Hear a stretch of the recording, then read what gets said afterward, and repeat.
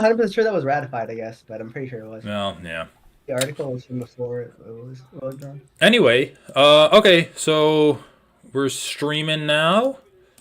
Round 3 of Evloev versus Allen.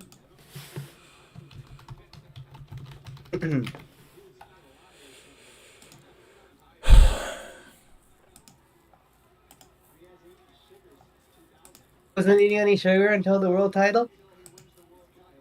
Who? The commentary was saying something about that. Yeah, you're behind. No, yeah, I heard him say it, but like who? Which guy? I don't know. I don't know. That's what I'm asking you. Oh, yeah. Dude, holy shit. It's not gonna work. Favola had like a super tight guillotine for like 3 minutes against Evloev and it still didn't work. Why do people try to choke Yeah, Evloev in why do response to people the jump takedown? guillotine? That just seems like a huge way to like Especially lose against fucking Evloev. Like, position. have you not seen Evloev fights? Yeah, I The know. only fight where he almost lost was when the judge gave the decision to Brett Favola And now he has his due to that back. close push. Like, Dude, it's actually stupid. I swear to God, Evloev like baits people into taking a dude, guillotine. if Loev is famous for getting guillotined and then not actually Oh, submitting. dude, do you see Arnold Allen's back, this lat on the other side right now? I guess I don't know what side you're seeing right now. What? That they're covered in blood or something? On, on, oh, that is just blood. I thought it was a big welt. I was like, holy fuck, that looks Oh no, I think disgusting. it's blood. I Dude, thought did he tore Arnold his Allen lat for a figure second. out how to beat the God position? Just like throw Eh. backward elbows? Yeah, but dude, that actually did work pretty But well. they're like hitting with his trap or his triceps. No, not all of them, dude. That last one before they separated, actually, like, at least they shifted Evloev's balance to the side. Okay, close fight. Yeah, I really don't know. close Round three fight. was kind of close. What do you think will happen in round three? I mean, I'd probably give it to Allen, but I don't know how the judges are going to count those knees, right? Because those knees were what did the most damage. I mean, dude, I think it's really close then. Round two of Evloev, round three Allen, round one is a huge question mark in my opinion. I think it's a very close fight. I mean, if you say that Allen won the first 2 minutes and then Ivlov won the last minute of round one. Yeah, but it was so close. Like, I don't fucking know. Yeah, exactly. Very, yeah, really close. Honestly, kind of closer than I was expecting it to be. I thought one guy would be able to, like, put his mark down more. I don't know, dude. It's fights like these that really need to be 5 round main events. Oh, fuck, dude. That jab was crazy. Like, he just timed Allen entering perfectly. Allen basically knocked himself out on the jab. Mm. But that's not weight bearing. That Oh, actually those these were all deals. right, let me see it. Every time a knee landed, the palm was off the ground. You're allowed to do that. Because there was a Vicente Luque fight where he pulled his opponent up off the ground in order to knee him. Holy shit, You're dude. That allowed to do knee that. actually landed on Allen. That, like, flying knee in round two. A jump knee, yeah. I knew it. That's what I said. Yeah. I thought it, like, hit his Anyway, body. whatever. It's so Really hard to close fucking get fight. it. Are any of these guys gonna beat fucking Volkanovski or Holloway? No. Dude, I don't know. Yeah, probably not. But I do Topuria think is the main guy. yeah, I Topuria think is the Taporia main has a good fucking challenger. chance. Need to analyze it. Who else is fighting on this card? Chris Curtis versus Barrialt. That fight's gonna be garbage, dude. Oh, garbage.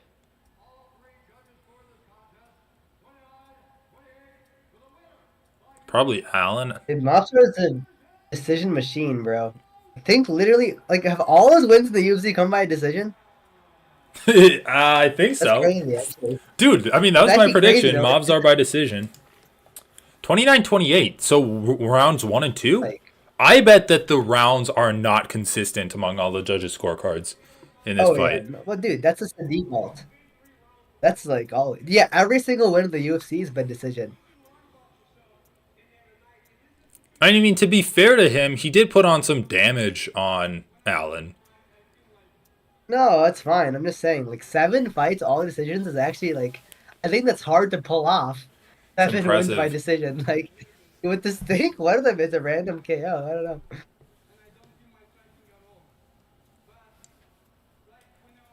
I mean, yeah. But he has been getting better in terms of damaging his opponents, like putting damage on Dan Ige and damaging Arnold Allen. Who is even the favorite coming into this fight?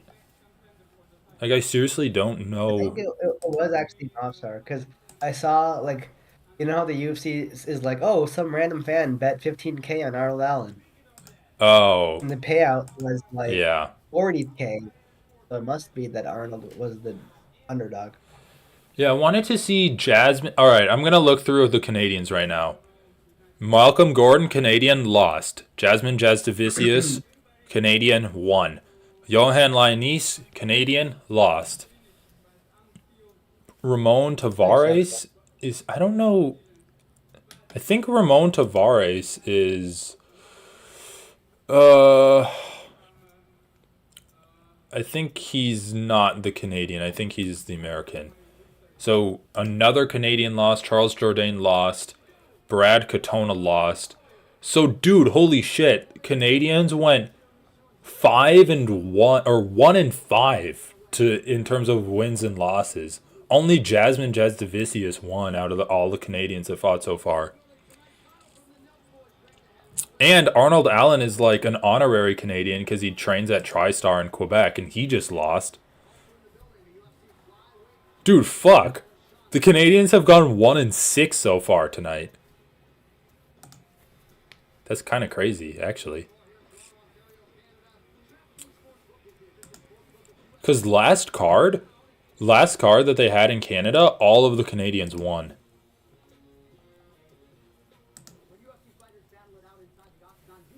There's only two Canadians fighting left. Chris Curtis and... Or not Chris Curtis. Marc-Andre Barriault and Mike Malott. But Mike Malott, that's an easy win over Neil Magny. I think he actually finishes him in the second round.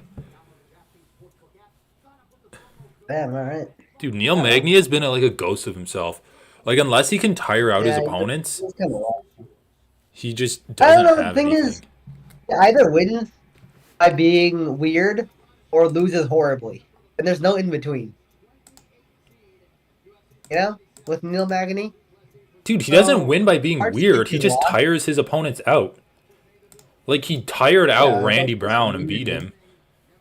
He tired out D-Rod and He's beat still him. winning by. He still like confuses his opponents. Bro, what the fuck are you talking about? It's Yeah, like one dude. of the It's most like boring the opponents don't styles. even know what to do. I He's mean, it's so boring. Yeah. hittable, too. I'm just saying. I don't know for sure if he's washed.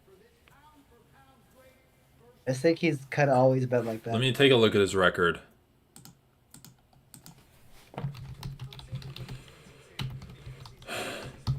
What is this? Pound for... Oh, they're inducting Frank A. Edgar, the Haitian sensation. How old is this guy anyway? He's 36, by the way. Neil Magny's 36. That's getting up there. Oh, yeah, it was Phil 36 isn't Rowe. that old. No, 36 no, it's isn't not. even that old. Dude, holy shit, this is funny. Neil Magny has literally been trading wins and losses since 2020. So he beats Robbie Lawler. I think that's the first Neil Magny fight I saw live. Then he loses to Chiesa. Beats Jeff Neal. I guess this loss was in grappling. And then he beats Max Griffin, loses to Shavkat, beats D-Rod, loses to Burns, beats Phil Rowe, loses to Ian Machado Gary. So if we're doing the trading wins and losses, then he would beat Mike Malott. I just don't see how it's possible, though. I don't know if I'm being crazy, but like if we look at the guys he's beaten, Max Griffin, he tired him out through pace. Jeff Neal, he actually just like wrestle fucked Jeff Neal. So props to him for that. That was like, and I mean he wrestle fucked Robbie Lawler and Jeff Neal. Then he tired out Max Griffin, D-Rod, and Phil Rowe. So he wrestle fucked two guys and then just tired out the other three wins that he's gotten. I don't see him wrestle fucking Mike Malott and I don't see him tiring him out. Neil Magny has like no power in his hands. He doesn't have submissions. I feel like Mike Malott should be like a minus 500 favorite. He's minus 320. Actually, or he's minus 375. Okay, so a little closer.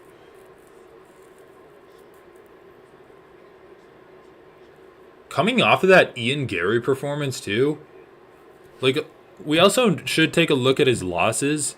So Ian Gary, he just gets leg kicked to death, but Ian Gary's kind of a bitch, so he couldn't finish him. Gilbert Burns just takes him down and triangles him easily. Shavkat just like fucks with him and then guillotines him in round 2 with 2 seconds left. And Michael Chiesa just wrestle fucked him. So he's lost in like every way possible, kind of. I don't know. I don't have faith in him. All right, dude. I don't give a fuck. I don't give a fuck about Frankie Edgar's Hall of Fame induction. I know. Right? This is bullshit. Like, also the first line when they introduced him was, Frankie joined the UFC as a 5'6" athlete. I was like, what does that have to do with anything? Are they implying he's grown up? I was like, are they implying he went through a growth spurt after? And it's like, they're showing him come so far. They're showing him playing baseball with his kids. Dude, I know the UFC loves... What? Why are they showing Chris Cuomo? Or is that John Cuomo or whatever? The mayor of New York. He is from New York, so... I guess they helped him and Chris Weidman legalize it in New York. I mean, whatever. Frankie Edgar... retired. He's from New Jersey, dude. It's even worse. A little too late. I thought he was from like Long Island or something. Yeah, is that Mike Perry? No, it's not. The guy standing beside Bilal. No. It's definitely not Mike Perry. It doesn't even look close to Mike Perry. Okay, then it's not anyone I know. Luke Rockhold over there. Bilal Muhammad. Top hold, Rockhold. Top control, rock control. Dude, Bilal Muhammad versus Leon Edwards needs to happen. Make it happen, Dana. Oh, Amanda Nunes is there? She should put the belt on whoever wins. Dude, by the way, I feel like... I mean, this might be a little homophobic, but I feel like fighters that are lesbians have kind of an edge over the straight women that they fight. Because there's like... Why? Just because like they're like, yeah, I fuck women. Like, I'm the dominant one. Like, I hang with the dudes. Because, like, you don't know, what if... First of all, there's no one fucks anyone when you're lesbian, okay? Well, it depends on how you define fucking.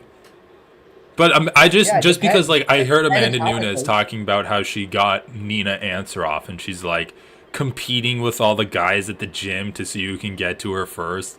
And Amanda's like, why don't we watch a movie at your house? And it's like, we're just girls, and like, yeah, you know, nothing bad will go on here. And then she gets her. Dude, I don't know. I'd be kind of afraid. Like, if I'm going up against a guy that fucks other men, do you not think he'd have an edge? Like, he knows, like, intimately knows the male body more than you do. He knows the weaknesses. The pain points and the pleasure. The pleasure man. The pleasure man. Anton Turkali. Dude, I don't know. I feel like it's different. Like, if you... I also feel like if you're in a same-sex relationship, you're kind of freed from stereotypes of having to be in, like, a heterosexual relationship. Because, like, if you're a woman, you also want to be, like, dainty and stuff. And they're like, oh, yeah, like, how many women are like, oh, I don't want to get hurt because I want to look good in my wedding pictures. But if you're if I you're in a do think lesbian relationship, you're like, I don't like this is fucking badass. Like I'm gonna carry my wife down the yeah, aisle with exactly. my battle scars. 100%, 100%. That's a good point. Like, I do think straight women have this like this like they're socialized to be like womanly and feminine and like dainty and like Right. non-threatening and caring, you know. That's not a fighter. A fighter needs to be a Yeah, beast, dude. they've A got fighter needs like to be a a fucking lion. dichotomy that doesn't connect with you with that. With the two sides of It's themselves. true. I mean, especially in women's MMA. There's so many women's MMA fighters who have OnlyFans, dude. Like they're Oh all yeah. fucking trying to Yeah, like portray when it. they I guess want to I look guess it's pretty and then they yeah. when they're like doing their nails and stuff and then posing with like their nails and nice makeup and stuff. You got Raquel Pennington. She I doesn't give a know. shit what she looks like. She's got her wife Tisha Torres just sitting in the front row. I thought it might have been a baby in her arms. I don't know if they have a kid or whatever, but it's I don't like know, I too. got my hot ass wife right there. She can be the one that looks good. I'm going to go like earn the I know. bacon right now. I know, dude. That's true. That is a different mentality. I do agree. Also, like, I wonder if you subconsciously train less hard because you don't want to get bruised and shit and like get punched in the face. And You know? like beat up too, or like Yeah. beefed up maybe. Oh, Like, beefed up. Yeah, yeah, that's yeah, true. I said beat up, but like look beefy. Yeah. True. It's true.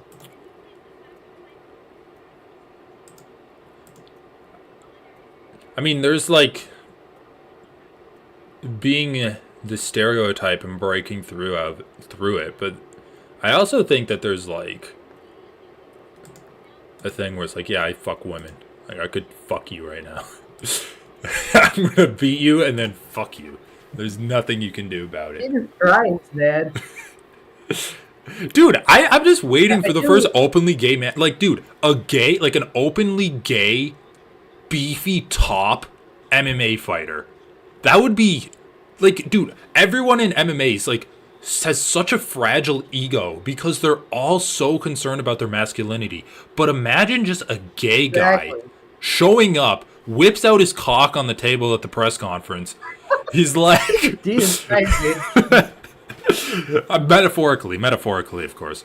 And then he's like, "Yeah, I'm gonna fuck you." Like everyone's like, "Oh, is he so gay? He humped Paulo Costa. Paulo Costa's so gay. He like does his eyebrows and he tries to look good and stuff." He's like, "Yeah, I am gay. I'm gonna fuck your ass after I choke you unconscious and beat you into a bloody pulp." It's like there's nothing you can say to that guy. Like, "Oh, you're gay. You fuck dudes." It's like, It's "Yeah, I'm true. gonna The fuck your thing is, dad and yeah, then I'm gonna he's a fuck demon. you." The thing is, gay people are immune to most trash talk in the UFC. Got in the men's division. Yeah, plus like Like, gay what are you gonna people say also on that? take back like the F word too.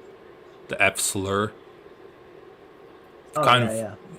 repurposed it to serve their own uses.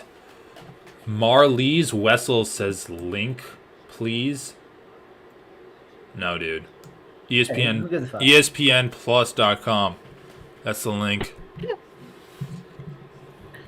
Either engage in our pro homo talk or get It the is, fuck out of the it chat, is true Marlies. that I mean, gender stereotypes are just inherently weakening. It's not just about limiting freedom. It's about making you weaker. Yeah. Gender roles make you like weaker in all aspects of your life. You know? Yeah. That's a good point. That's why I like. I mean, Jordan Leavitt isn't gay, but he does kind of own it. Dude, he's gay. Let's be honest. He's a fucking Mormon that's in the closet. He's married another Mormon Is he woman. Mormon? Okay, if Yes. he's Mormon, he's 100% gay. Yeah, Okay, he's then he's 100% gay. 100% gay in the closet. Oh yeah, definitely, Like the definitely. guy does the dirty dancing. Like He like what would you twerks even and call shit. it? T pose thing where his coach lifts him up. How do you even think he got into MMA? It's probably something. It's like the Titanic pose, right? Where you like, yeah. Yeah, it's kind of the Titanic pose, but I think it's from like the movie Dirty Dancing. But yeah, he's definitely gay. Cause yeah, that when I first saw him, I'm like, oh cool, like one of the first UFC fighters that's gay. And then he's like, oh, I have a wife and a kid. I'm like, oh what? I'm I so know, I know. mistaken. It was so weird. And then he's like, and I'm a Mormon fundamentalist. Oh, okay. Yeah, but dude, like, if he is gay, like, how did he get hard enough to have kids? That's the problem. I mean, I I don't guess it's know. possible, just You for don't know. one or two times. It's not that hard. I mean, I guess you don't know what's going on in his head. You could probably, you could probably like do it if you really needed to, even if you weren't attracted to the person. I don't know, man. Yeah, yeah, you're right. You're right. Plus, you don't know Wrong what guy. kind of weird shit goes on in those Mormon cults. In those Mormon, yeah, yeah, the Mormon bedrooms, anything can happen. I have like, god damn, this is a weird stream. But it's like, have you heard of like the soaking thing?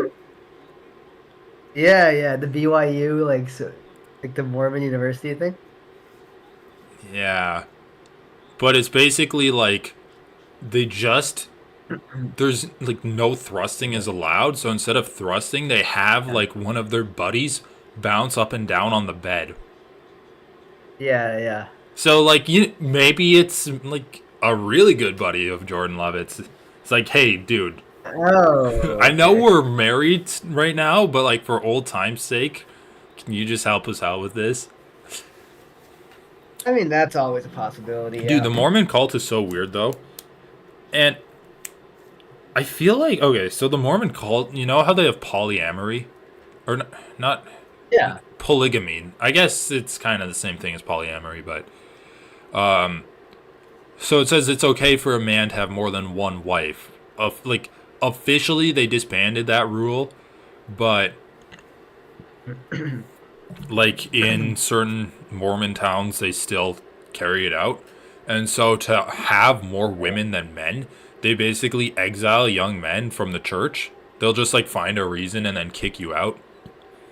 And so then you have Really? just yeah, they'll just like make up a reason. So you have these guys that are indoctrinated Okay. until they're like in their teenage years, just living this completely isolated life in a Mormon cult, and then you're just like kicked out. You have nothing. You like have no idea what to do. And then there was also I feel like guys being like in in prison, purpose. and the cult leader is like impregnating their wives for them. It's just like weird fucking shit like that. Basically, Oh, of all course, good yeah. cults are sex cults. Dude, almost every cult, the first thing the leader does is says, "I can have your woman." Yeah. Like seriously, it's a really common thing. So respect. Surround yourself with cucks and you'll just end up in a cult. By the way, what's your prediction for this fight? Dude, I don't fucking know. Actually, both these guys kind of suck. I mean, Both these Curtis has guys more high level suck. experience. What is the He record kind of of sucks. Chris Curtis anyway? He lost The to problem with Curtis, he yeah. fights like all of his opponents are Sean Strickland. I think he only spars with Sean Strickland. He takes a lot of punches. Like he lets his opponents punch him a lot. But he just like the way he plods after his opponents and Yeah, follows them is so his bad. footwork's really bad. Yeah. So he lost to Calvin Gastelum. Oh yeah, he got a no contest against Nasruddin Imavov. That's what I was trying to remember. But he was getting fucked up by him. And then he beat I don't Joaquin remember that. Buckley, lost to Jack Hermanson, and then he beat Brendan Allen and Rodolfo Vieira. But okay, so he lost to Jack Hermanson just because Jack Hermanson like pretty much soundly beat him with like footwork and just being smart. He Yeah. probably should have beat Calvin Gastelum, but Calvin hit him with a really good headbutt, which knocked him out cold. Basically, flash KO'd him. Oh yeah, I remember that. Yeah, I remember that. Yeah. And then and against Nasruddin's just way Yeah. more skilled than him. But I don't think Barrialt actually has the skills to beat him. He's actually like No, but that's what Curtis he is does actually a quite pretty well. good gatekeeper. He's ranked 14. That's I feel like right outside the top 10 it would be where he kind of could settle out down as a gatekeeper. That's fair. Maybe honestly though that might be overestimating his abilities because I mean, Barrialt is middleweight's weak enough that I think it's fair. Let's see. like I think He's actually Barrialt's landing good last left win was against here. like Juan Marquez or something.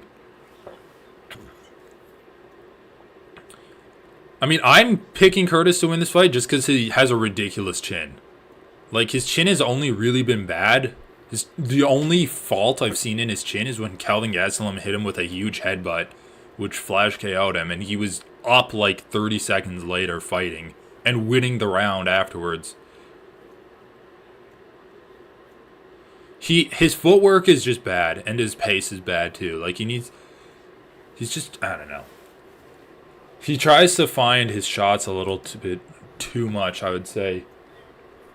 He just needs, he needs to, like, enforce a game plan on his opponents. Anyway, I'll predict the rest of the card. Chris Curtis, Mike Malott, I think, by, like, submission in the second round. Raquel Pennington, I think, is probably going to beat Mayra Bona Silva, maybe by TKO in round 3 or 4. And I do think Dricus is going to win over Sean Strickland. What about you? The main event is interesting. My main reasoning on it is that... I think Dricus is going to win. Why? Yeah. Well, my main reasoning on it is that I feel like Dricus is just a better version of Jared Cannonier. And I say that because he basically beat Brunson in the same way that Cannonier beat Brunson. And their fighting style is kind of similar, where they're just like pretty high pace, heavy hitters that have good grappling, but don't really use it that much. And Cannonier beat Sean Strickland, like, it was close. And you can say that Sean Strickland's gotten better. I don't know if there's a ton of evidence that Sean Strickland has gotten better.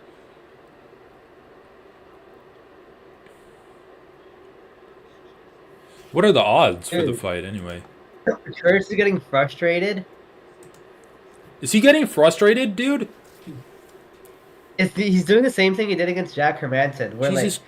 like Barrios moves back, and then Curtis is like, Dude, that's "I'm so too bad." that's so stupid. That's what I'm saying. Dude, Curtis only fights against Sean Strickland. Sean Strickland always moves forward. That's what Curtis knows how to deal with. Sean Strickland's so funny. He talks so much shit about doing the man dance and we're gonna brawl and like bleed and kill each other. But he fights like a little bitch. Like, he just fights like walking forward timidly and like pawing with his hands. Sometimes he'll throw like a straight right. Chris is just trying to like land body shots, which I think is smart. Okay, to be fair to Chris, he is actually doing pretty good against Barrialt in this last minute. Also, his defense is really good, actually. Like, Barrialt just threw like a 5-punch combination and they all landed on his guard. Oh, that right hook / uppercut to the body has been really nice from Curtis. Like, as much of a fool as he acts sometimes, I do think that Barrialt kind of has nothing for him in this fight.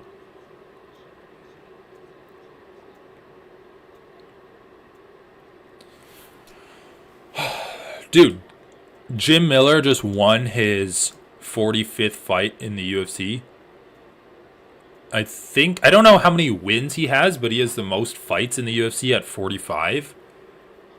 Hall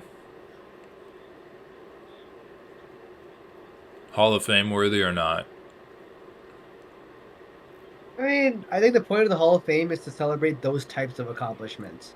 Where it's not like, oh, I won a title or whatever. It's like, I have the most fights, or I have the most wins, or random shit like that. Right. Like, I don't... Yeah, I agree with you. Like, special type... Not just... Like, if Sean Strickland wins the belt, loses, and then goes like 50-50 for another 8 fights until he retires, I don't think that's Hall of Fame worthy. Like, if he just loses this title defense, and then is like a top 5-10 contender for the rest of his career, for like maybe like 6-7 more fights, I don't really think that's Hall of Fame worthy at all. Like, basically, I'm trying to say, I don't think just winning the title should get you into the Hall of Fame. Yeah, I agree. It needs to be about unique accomplishments. It's so funny, in Morning Combat, they're like, yo, I don't really feel like they should go in the Hall of Fame now at 45 fights, but if he can make it at 50, then he should. And it's like, Whatever. that's just an arbitrary number. Like, you're literally just saying 50 because you feel like it's some kind of better accomplishment than 45. Like, significantly Yeah. better accomplishment, too, right? Like, you're just saying that Yeah. because that's how humans have used quantities, and 50 became like a special quantity for like cultural reasons, or I guess even mathematical reasons.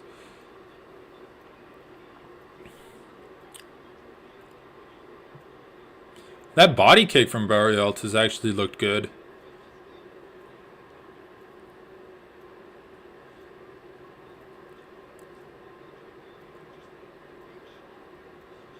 Any good fights that I missed?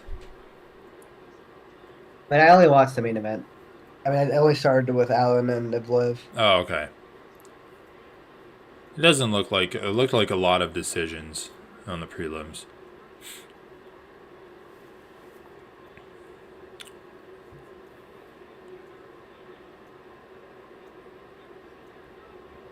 I'm only really interested in the main event after this. I mean, uh, yeah, whatever you give it. I mean, I think Mike Malott is good. I think he should make it into a fun fight. It's gonna be Neil Magny, dude. It's just, all right. Yeah, Neil Magny sucks. All right. Yeah, But no, if he not loses, complaining. then it should be Yeah. entertaining. Dude, when Neil Magny loses, it's. I guess honestly, I did kind of enjoy the Ian Gary versus Neil Magny fight. He is It was kind stupid. of funny. Yeah, I it mean, it was was kind of funny, funny. huh? It was funny, but it's stupid. Like, come on, mate. Yeah, it was. Finish your opponents. Like, so much shit and doesn't even finish. It was so cartoony, actually. Yeah, it was Just him cartoony. kicking his legs out over and over.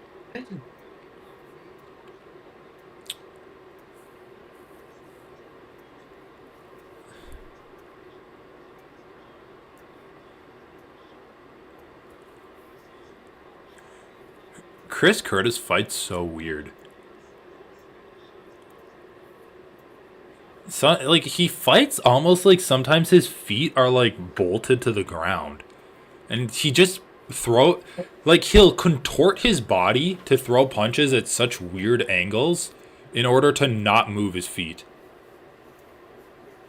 Like, he'll lean all the way over and then turn just his shoulders to try to land like a uppercut or something. Dude, he looks like he's almost giving up here. Ooh, Curtis? Yeah. No, no, he's not giving. How did he give up? He's winning. I don't know. I feel like he's losing this round. Really? Think so. I mean, it's I don't know, close, but I just feel like Barrialt's output is higher. Yeah, but Barrow's hitting his arms a lot. I don't know.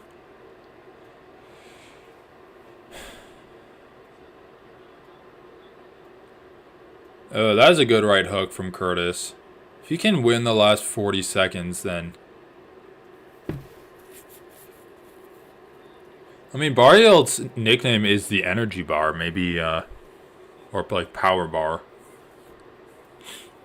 Maybe he can actually put a pace on Curtis here. Elbow from Curtis. Barrialt's gotten away from the kicks. He needs to get back to it. Alright, I do think the last minute of the round was better for Chris than earlier. Oh, you got some goal uppercuts at the end there.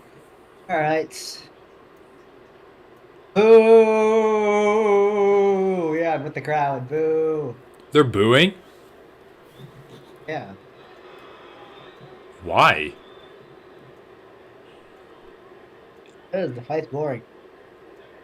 Dude, like, okay, it's boring because of who's fighting, but like, they're throwing and landing. Or Like, the pace is pretty high. whatever, yeah. It's not like they're I not don't doing know. To anything. be honest, the more I think about it, I don't really know precisely what makes fights entertaining versus boring. I mean, it's just stakes, It's I feel definitely like. not striking versus ground. No, it's not just stakes either It's though. stakes Like for me because, listen, if I see two guys and one's just laying on top of the other, it's a different experience for me if it's the top two guys in the world versus if it's two guys in some regional yeah, show. Because that is true. if I it's mean, the stakes top two help. guys in the world, I'm like, all right, well, I guess this is the best strategy in the fucking world is laying on another guy. If it's at a regional show, I'm like, these guys didn't do enough fucking cardio. Finish your opponent.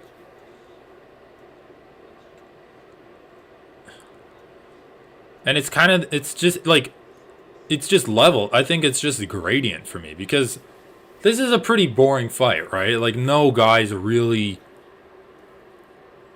a threat to knock the other guy out. They're kind of just trading tit for tat. They're not really even implementing a strategy where you're like, ooh, this is interesting. And you know that both these guys aren't really going to make it anywhere past the top 10 of middleweight. If that. So it's like, why are we watching this? Are we watching it to learn something about the human fighting form and how it works? Are we watching it to see a blood and guts affair and just see which guy wants it more? I don't think we're really watching it for any of those reasons. So if we don't have a good reason to watch it, it's going to be boring.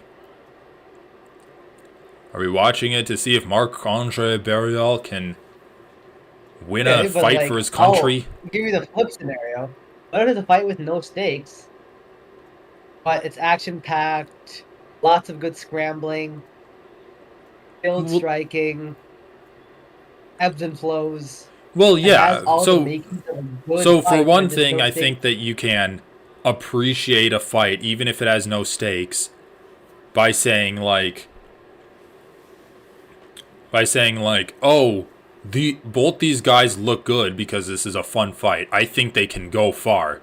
So like, even though there's no stakes, you can say, oh, these guys have potential to rise up, and I think that's another reason to have interest in the sport, to like not only see the arc of the sport and see the top of it, but see the arcs of different athletes. And then also, I think that you can just Okay, watch a fight and be entertained by it for like what the fight contains yeah, in that's a the scenario I'm vacuum. talking about. Like That's what I'm talking about. Robbie Lawler versus Nick Diaz 2. Okay, so for those types of fights where you're just watching it for the content of the fight, what makes the content of the fight good? What makes the Honestly, content of the fight good? yeah. I guess action I'm talking and really. like an internal story where it's like one guy's doing something, Like, the other guy's doing something, seeing a clash of yeah, the styles. internal story. Internal story is really important. But like in this, like this is an action-packed fight, but I do think it's boring. I think it's not dynamic. That's the thing. They're not moving around enough Well, and there's changing not. zones enough. That's the Maybe thing. that's Like, why. there's not even stakes inside this fight because they're both No, there's no evenly stakes. matched. I'm not talking about stakes. No, but I'm saying But like, let's just even pretend just in a we're watching vacuum, it. there's no stakes in this fight because neither guy really has the potential to knock the other guy out, and they've been doing the same thing for the Oh, past 15 minutes. So even though yeah, that's true. There's no display of fight strategy. That's one big problem with this fight. dude, it's It's the same literally thing for even 15 odds, minutes. even strike numbers, 58 to 58. It's the same exact thing for 15 minutes, completely even. No one's making any strategic adjustments. Like, I really need there to be a display of fight IQ and fight strategy There in needs the to. fight. You need to Adjustments. tell me a story of a fight, and I want like opening action, rising, Adjustments rising made. action. There you go. That was a good uppercut that Curtis landed. Now he has him hurt. Can we see some evolution of the fight for Oh, the last 75 seconds? actually, he's gonna do the same thing. Barriel's starting to get hurt. This is where it's getting more entertaining because there's some like No, yeah. change in the fight. It's not just static. By the way, Curtis is Yeah. tired, so there's that. But yeah, both guys are just even, and there hasn't really been a change. All right, I am gonna turn it up though. I want to hear what the crowd's doing. Dude, the crowd is silent. This has actually been a pretty action-packed fight. Dude, look at this. 70 to 69 head strikes, 29 to 29 body strikes, and then 4 to 14 leg kicks. That's crazy how even it is. Curtis, stop fucking around. What are you actually doing, you idiot? Oh, that was a good hook that landed That's on what Barrialt. Dude, they're he just okay. wants to This is actually kind pound of him. sick. Like, I've never seen people do phone booth boxing this literal. The last 20 seconds of this fight have actually been pretty sick. That's cool. Like, I'm not. He laid it out all Like, laid I it all know out there at we've least. been shitting on the fight, but at least you can take a piece of it. Like, that piece of it stood out for me. Where they were literally. Like, they took the phrase phone booth boxing and took it literal.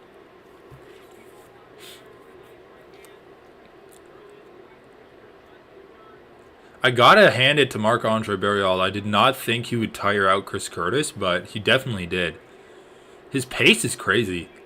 Like, he's just not that good of a fighter, but he has really good, like, Dude, stamina and it's typical output. middleweight. It's like good conditioning, good output, good chin, Not a lot of bad power. skill.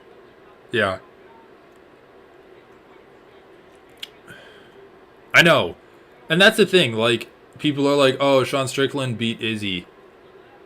He's still a fucking meathead, dude. What is this? Why is our chat being spammed? Fuck off. I'm blocking this guy.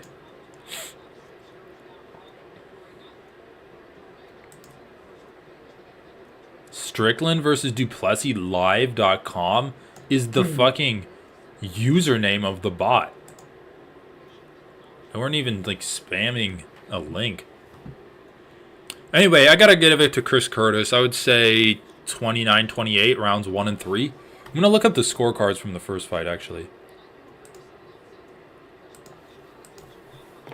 Actually, I'm gonna run to the bathroom. I'll be right back. All right.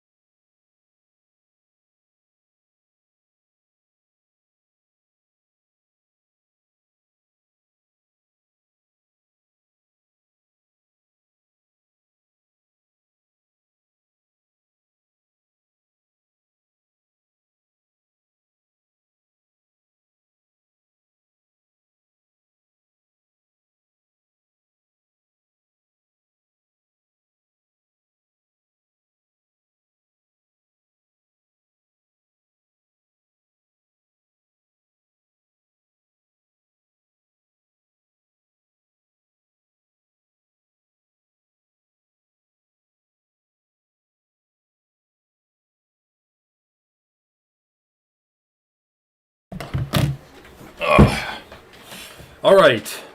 Well, dude, there's one prelim fight I want to watch. What? I was looking up the scorecards and I saw one fighter just received a life-altering beatdown in a prelim fight. And it was apparently Jasmine Jasdavicius versus Priscilla Cachoeira.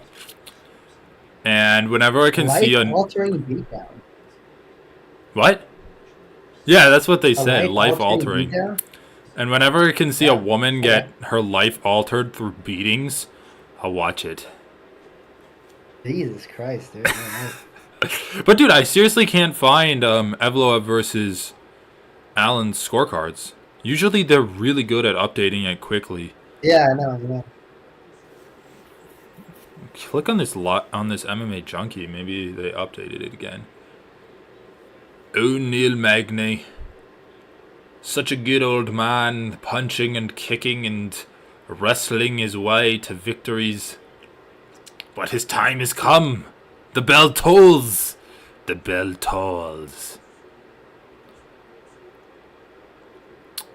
Alright, come on. Brad Katona. Come on, here we go.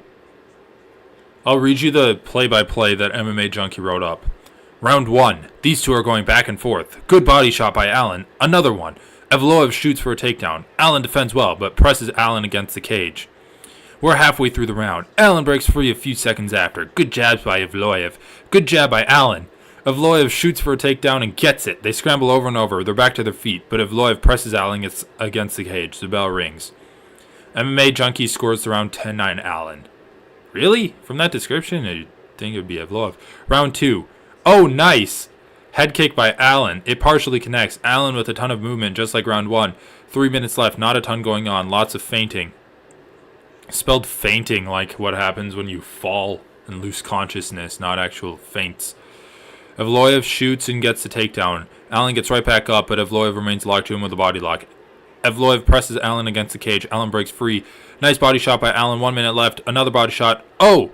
Evloev rocks Allen. It looks like Allen recovered, but he was wobbly for a second. Jab by Evloev. Another one. Allen has a big cut under his left eye. The bell rings. MMA Junkie scores the round 10-9 Evloev. Round 3. Leg kick by Evloev. Oh, a quick combo stuns Evloev. It looks like he's okay. Okay. I would not say that stunned him, but whatever. Leg kick by Evloev. Allen pressing and walking down Evloev. Evloev shoots for a takedown. Allen stuffs it and keeps the front headlock while landing knees to the head. The fight is paused as perceived illegal strikes.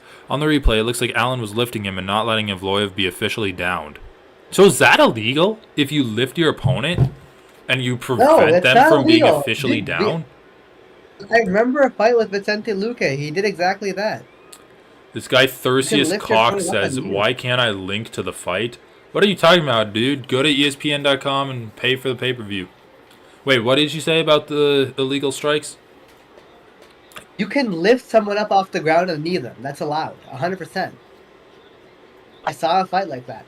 Yeah, I saw a fight With like that Vicente too. Luque. Whatever. Let's finish reading it. The resumes. Allen gets warning. Nasty body shot by Allen. Evloev shoots twice and comes up short. Allen pressing here. 2 minutes left. Body kick by Evloev. Body shot by Allen. Evloev shoots for a takedown. Gets caught in a ninja choke but slips out. Bro, what the fuck? That was not a ninja choke. That was a guillotine. They're back standing, but with Evloev with a body lock. Allen breaks free. The bell rings. MMA Junkie scores around 10-9 Allen. Overall 29-28 Allen. Dominic Cruz called it an ninja choke in the moment. That's why they said that. Oh, okay. Well, they don't have the fucking scorecards. I just want to see what rounds they gave. What about Sherdog?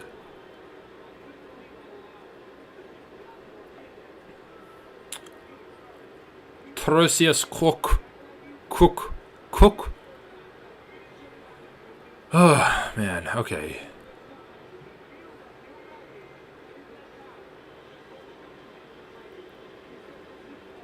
What do we got here?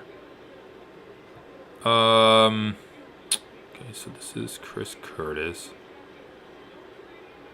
Okay, so Curtis was minus 175. The betting preview, Evloev minus 180. I'm actually kind of surprised that Evloev was the favorite. Like, even though Arnold Allen lost his last fight against Holloway. Yeah, I actually was surprised when I saw that too. Okay, so interesting. On Sherdog, I actually thought Arnold was going to win.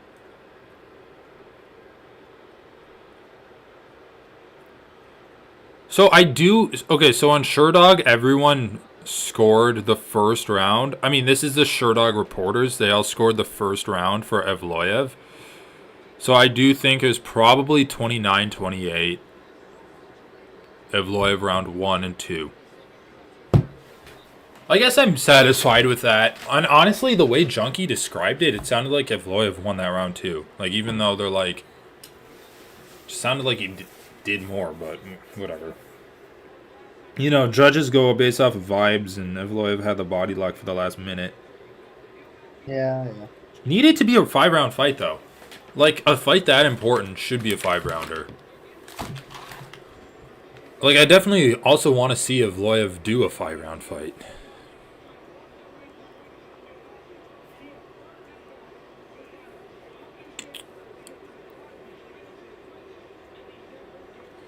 Alright, what's your official prediction for this one?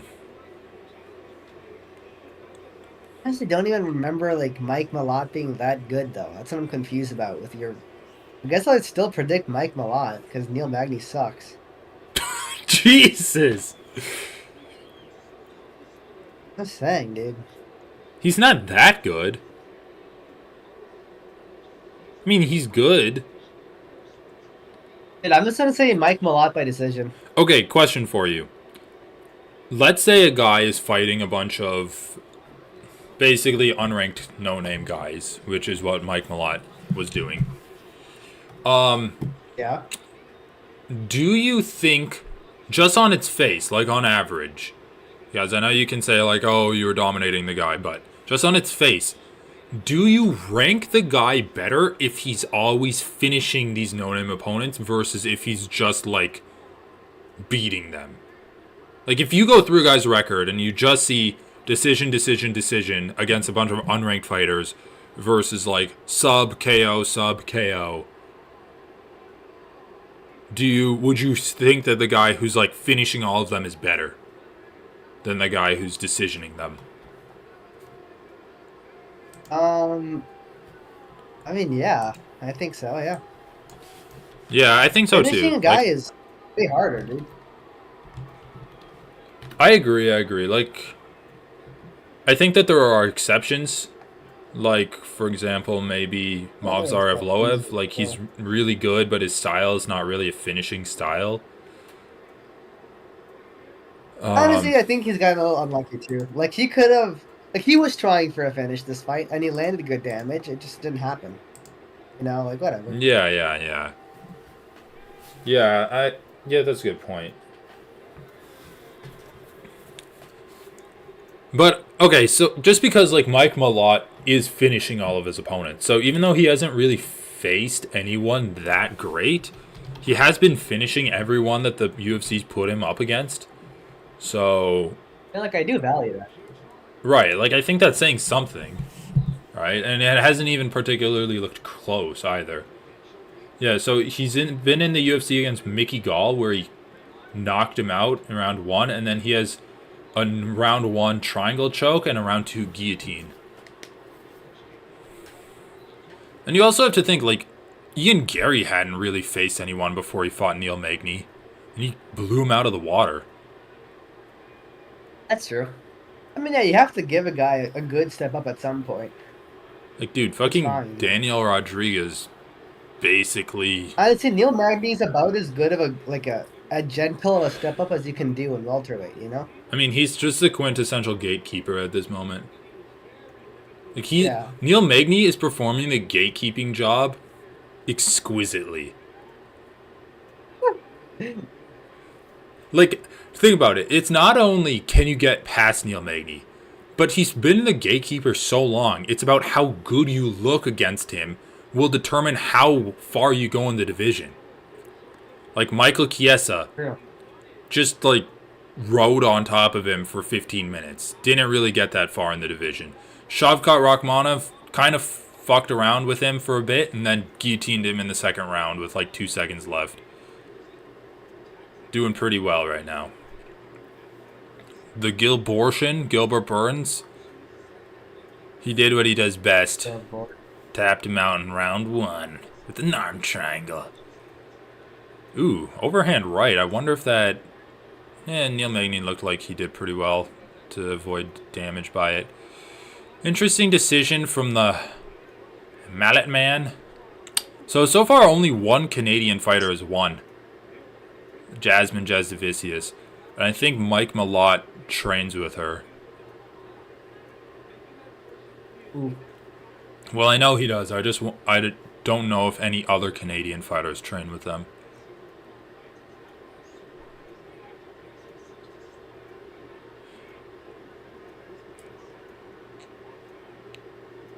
What's Dom Cruz saying?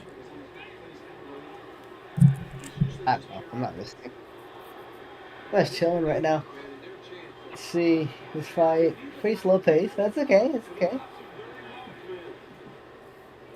Yeah, I think Dominic Cruz was saying like Magny, or he was Okay. talking about the pace. I just don't know what he was saying like who it's good for. Let's go, Magny. Oh. What? Fuck. Oh, the head kick? Oh, I don't know. Yeah, it was kind of close. I don't know. Is that what you said oh to? I probably, yeah. I don't know. I don't even know what I said. If I said oh. You did. You definitely did. Okay, fine. Yeah, probably the head kick. Yeah. Okay, I don't know. Um, It's subconscious. Neil Magny is really trying to get it to the wrestling exchanges. But Mike Malott looks strong, at least in this first round. Let's see if his cardio can last. Dude, I mean, honestly, though, like, if you're fighting Neil Magny after his last fight, why would you do anything but kick his legs? I Like, know, I his know, I legs know. are just bones. Like, he's done after 2 leg. Yeah, they're so skinny, dude. Like, Malott's landed 3 leg kicks on him, and it already looks like he's in pain. Yeah, dude, he's Dude, the already thing is, I don't stimbling think. around. Yeah, he's already doing it. But dude, I don't even think adding more muscle to your legs or just fat or like whatever shit around your bones, like it doesn't really help, right? Because your knee, like the knee joint, still just It's about the angle you're getting the force is going through. You're Yeah, you're putting like right. sideways force through the knee. That's a fundamental problem. Like, I I mean, don't you're really right. see Yeah, it. I guess it's like some more I a don't little more think more cushioning, but muscle I would don't see any hurt. real. I feel like more muscle is Oh, better it wouldn't than. hurt. Yeah, like more I mean, muscle maybe I could guess just like help. a pad that people. Dude, yeah, Bike Lot's just going for leg kicks now. More muscle is just like help stabilize the knee essentially. But you're right. Like it Sure, yeah. ultimately it doesn't matter. It's just gonna prolong. It's just gonna like put the problem a little bit down the road. You still need to figure out how to defend leg kicks. Like there's not really muscle around the knee per se. But yeah, like the hamstrings and stuff can help. Yeah. All right, yeah, Magny's already getting a little skippy on his leg. A little skippy. That's a perfect way of describing it. It's getting a little skippy. His leg's A a little little skip, skippy. eh? Oh fuck, my thing's lagging. To get Restart. started, start streaming on your streaming software. Oh shit. Maybe I'm synced up now. It just finished round one again for me. Took me back. Taking me back. Taking me back. You're still ahead of me. Oh, I did mine just keeps stopping at the part where Mike Malott sits on his chair. I love Skipped back Prime. again to six. Whoa, what the hell? Is yours skipping back as well? Yeah. Oh, well, let's see.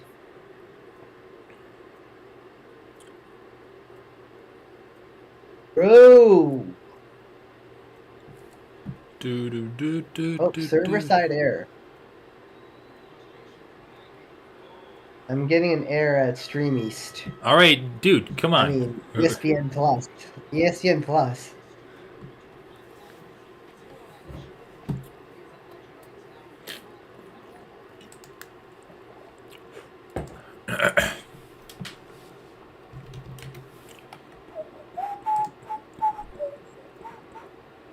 Are you taking me back? Taking me back. Okay, I just refreshed. It's working now. I mean, it started the same fucking. Do do do do do do do do.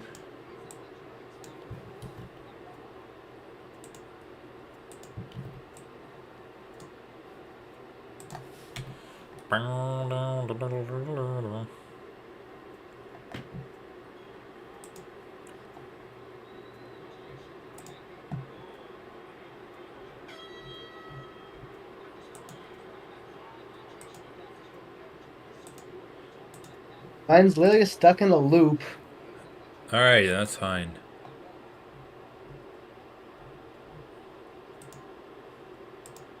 Yeah, it's ESPN Plus, dude. It's a sketchy service.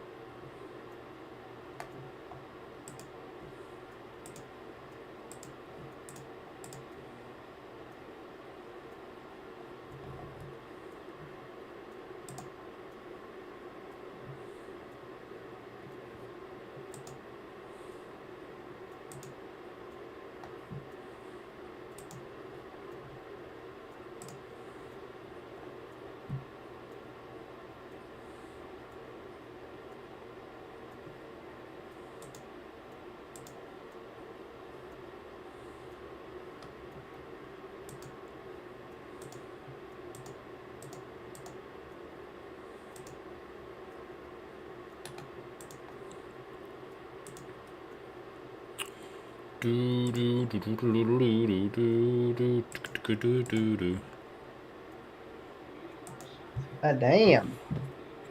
Dude, all right, here, check Yeah. Discord. All right.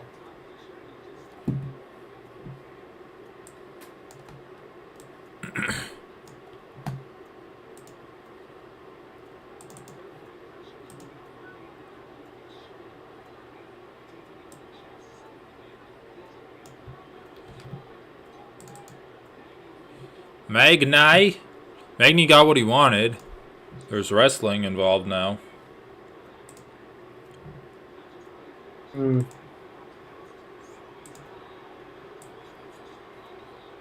Ooh, Malot's in mount. Good job, Mally. Yeah, yeah.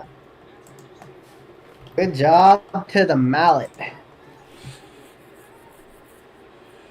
Come on, Magnate. I mean, dude, like, okay, for round one wasn't explosive or anything, but was there really any point in the round where you're like, Mike Malot's not going to win this fight? Oh, you cut out for a second there. What do you say? I was saying round one wasn't explosive or crazy or anything, but was there really any point in that round where you were thinking Malot wasn't going to win? No, of course not. I mean, no, like he did systematically break down Ooh, elbows Magny's to the legs a top of bit. the head. Eh. Oh, shit. I love it when they put up the stat significant ground strikes. It's like, what the fuck is that shit? Malot's trying to go for an arm triangle, it looks like. He's really just elbowing him in the back of the head. Nice.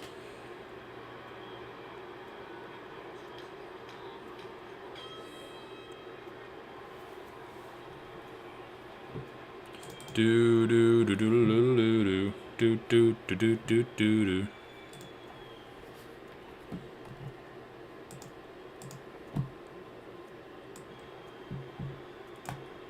Alright, looks like the other one's working too right now, but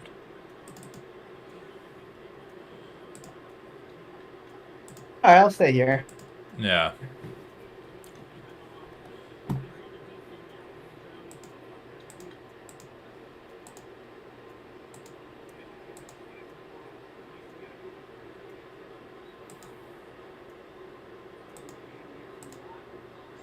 What the hell?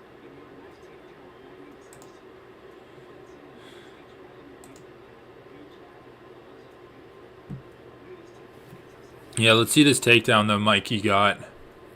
Ooh, that looks kind of painful, honestly.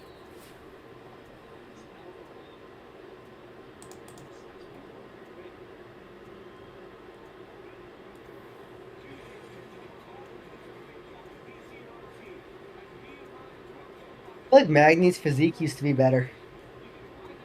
He's morphing into an old man. Yeah, no, he is turning into an old man. But, you know, whatever. Everyone's got to get old. I mean, it's okay though. I mean, I feel like 36 is a bit young to get old for an athlete, at least. It's a bit young to get old. Yeah, Dude, don't athletes age more than regular people? that's true. That's true. That's true. That's true. Yeah.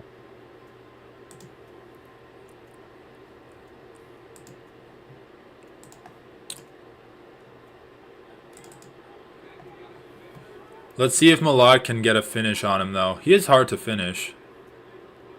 I mean, I said round 2 sub for Malad, but we'll see if that comes to fruition.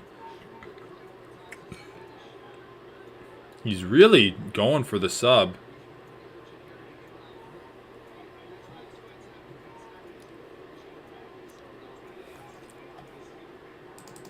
Ooh. Nice. Got the single leg. Gonna try to treetop him a bit. Trip him out. God, dude, Neil Magny, it just feels like he has no strength left in his body.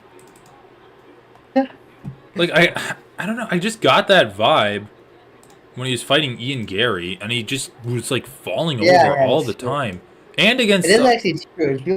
He feels like he's frail. It's like he's frail and yeah, and powerful. even against D-Rod when he won, he was still, like, flailing all around when... I don't know. It just feels like he doesn't have the fire anymore.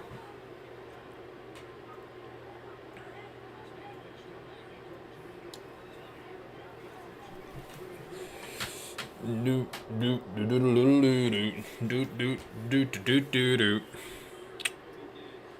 mean, he's just playing guard now. Like, are you trying to win a fight, or are you trying to not get elbowed in the head?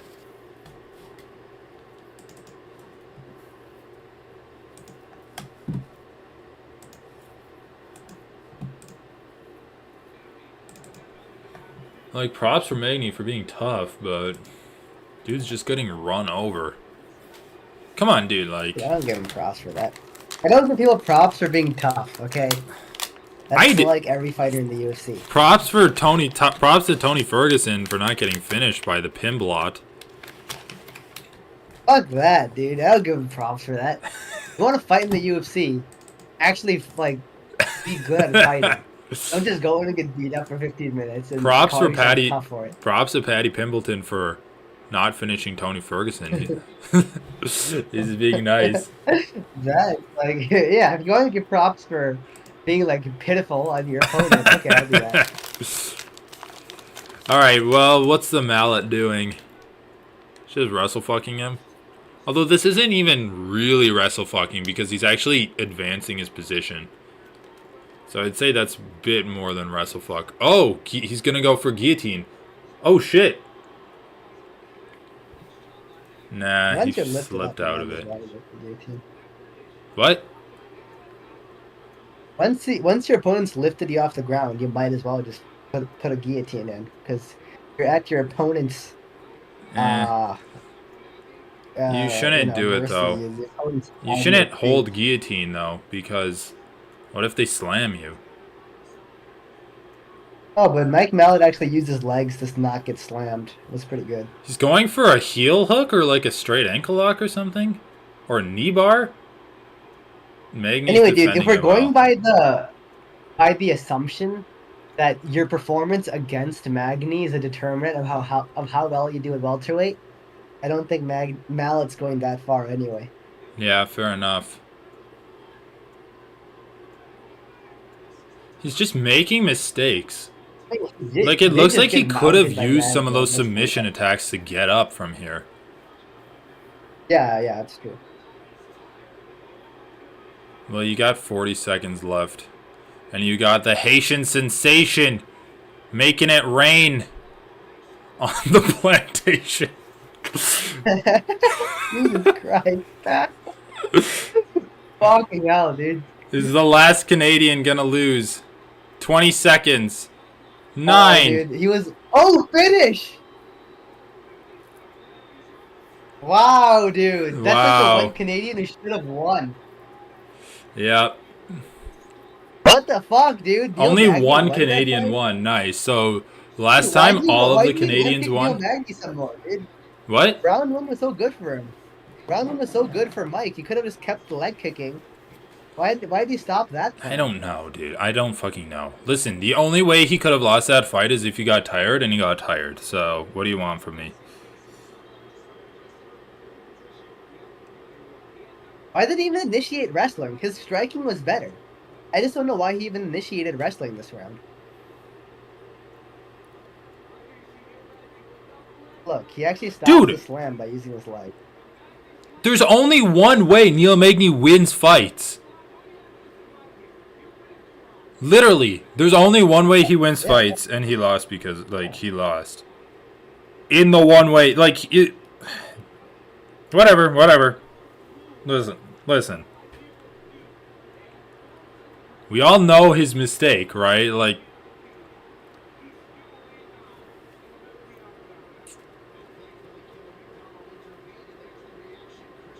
Neil Magny's whole game plan now is... I'm going to get fucked by you until you get tired from fucking me. Like, that's his whole strategy. That's how he beat Randy Brown. That's how he beat Mike Malott. I guess Robbie Lawler was so washed that he didn't let him get to the fucking part.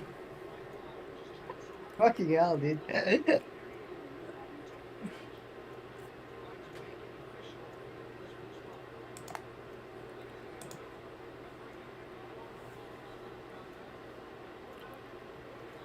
All right, nice.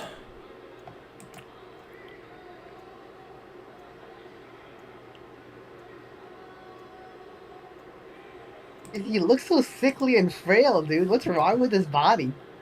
But why can't you see his little bones coming out of his shoulder like that? Not supposed to happen. Uh,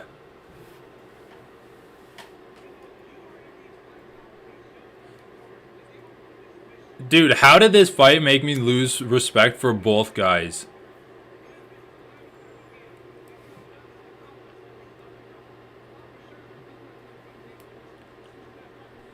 Most wins in UFC history: Jim Miller at 26, Neil Magny at 22. Huh.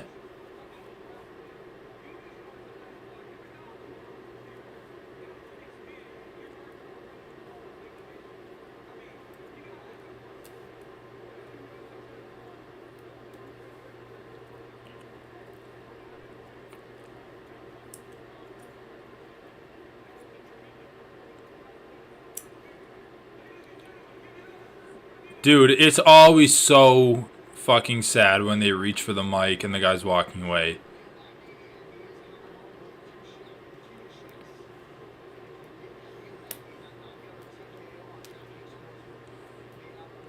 Yeah. I think you're cutting out a bunch. Can you hear me? And now I can hear you. Alright. What do you say about reaching for the mic? I just said it's sad when they reach for the mic and the commentator and like the interviewer's walking away. Dan Bilzerian. I'm gonna bully you. I'm gonna bully you, son. Dan Bilzerian, some sort of a YouTube influencer? I think I've vaguely heard of him. Who? Dan Bilzerian? Yeah. Dude, I've never heard of him.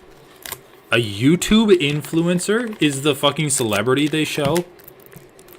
You know what I mean, like a internet personality. Dude, I don't fucking know. Like basically, Hey, I don't know. like a role model for 15-year-old boys and He's under. like an Andrew. He was like one of the first Andrew Tate figures. Or I think he was an Andrew Tate figure. Dude, I don't know. Like basically, it's a guy like showing off that he's rich. Oh, okay. Yeah. Yeah, like that kind of influencer. Like, I'm rich because I rent a Corvette and record it.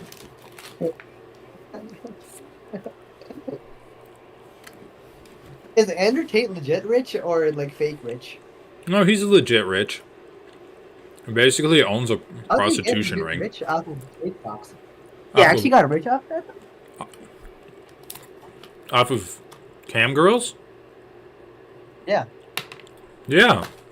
I didn't realize it would pay that much, dude. Guess if you got a good business. Dude, he had a plan. fucking compound full of women that he didn't. He took like more than half their money.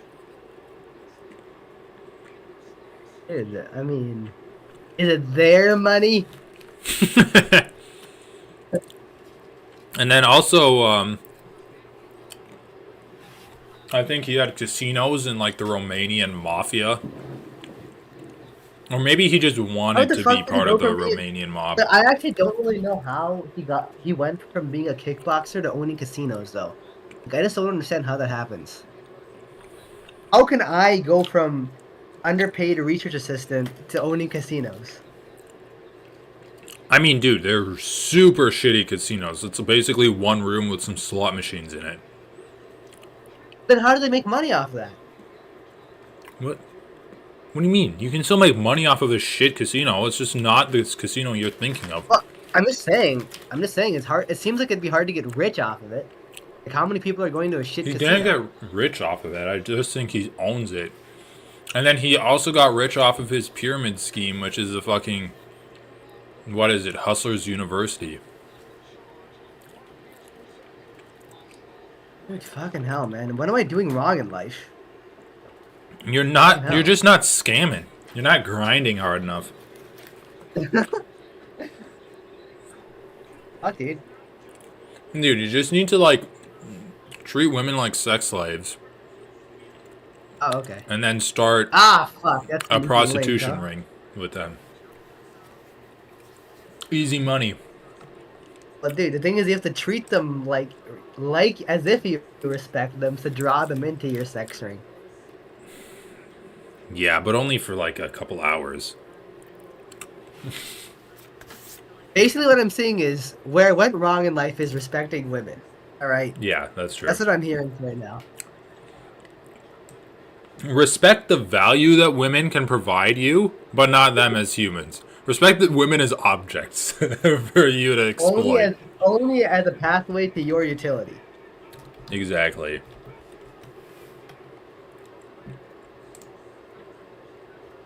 What the hell? Oh. Anyway, can we skip this fight and watch like some other good fight? No, dude, this fight's gonna be good. I'm telling you. This It's is the not, best dude. fight they could fucking put on in this division. If that's true, that My makes me prediction is that sad. this fight is actually good. Watch it. Okay, I might get some food though. I'm kind of hungry, Okay, that's fair. and dinner is not that big. But the question is, what do I get that's low calorie enough? Why, are you trying to lose weight or something? Yeah, yeah. What are you even losing weight for? Just to feel healthier? Attract women. 100%. Dude, women No, always no, say... seriously, it's bullshit, right? Like, I'm the weakest I've ever been probably in over a year. Like, I'm not just because like my calories are so low, Yeah?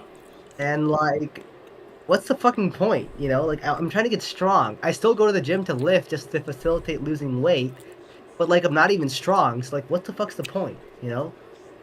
And What's the like, point of losing weight? you know, Well, have you been yeah. running What or the just fuck is the reducing your point? calories? Just reducing my calories mostly. Like I've been hiking with friends more often and cycling consistently, I mean, that's good. but not that much, honestly. Not that much. I want to I mean, now that I start live running. near campus, I bike 40 minutes a day pretty much to go to campus. It's only like 3 days a week, so Oh, not okay. that much really. I've been like just lifting free weights, not like deadlifting or anything like that. Just like dumbbells. Yeah, And then fair. working on push-ups too. But I want to start Push-ups running. are a pretty good exercise. Hmm? Push-ups Push-ups are a are great good. exercise, honestly. I Yeah. think most people should just do push-ups. I Like, want to... and when you're starting out, I feel like push-ups are just better than bench press. Yeah. I kind of My agree with that. perspective. It feels like I'm using more of my body. Like, okay, I haven't been doing bench press per se, but I've been like on the reclining bench and then lifting up dumbbells and like pressing dumbbells sometimes. But it doesn't... Dumbbell bench press then, right? Like Yeah, I guess... horizontally or vertically? Yeah, like lifting it up from my shoulders and then extending my arms up in the air.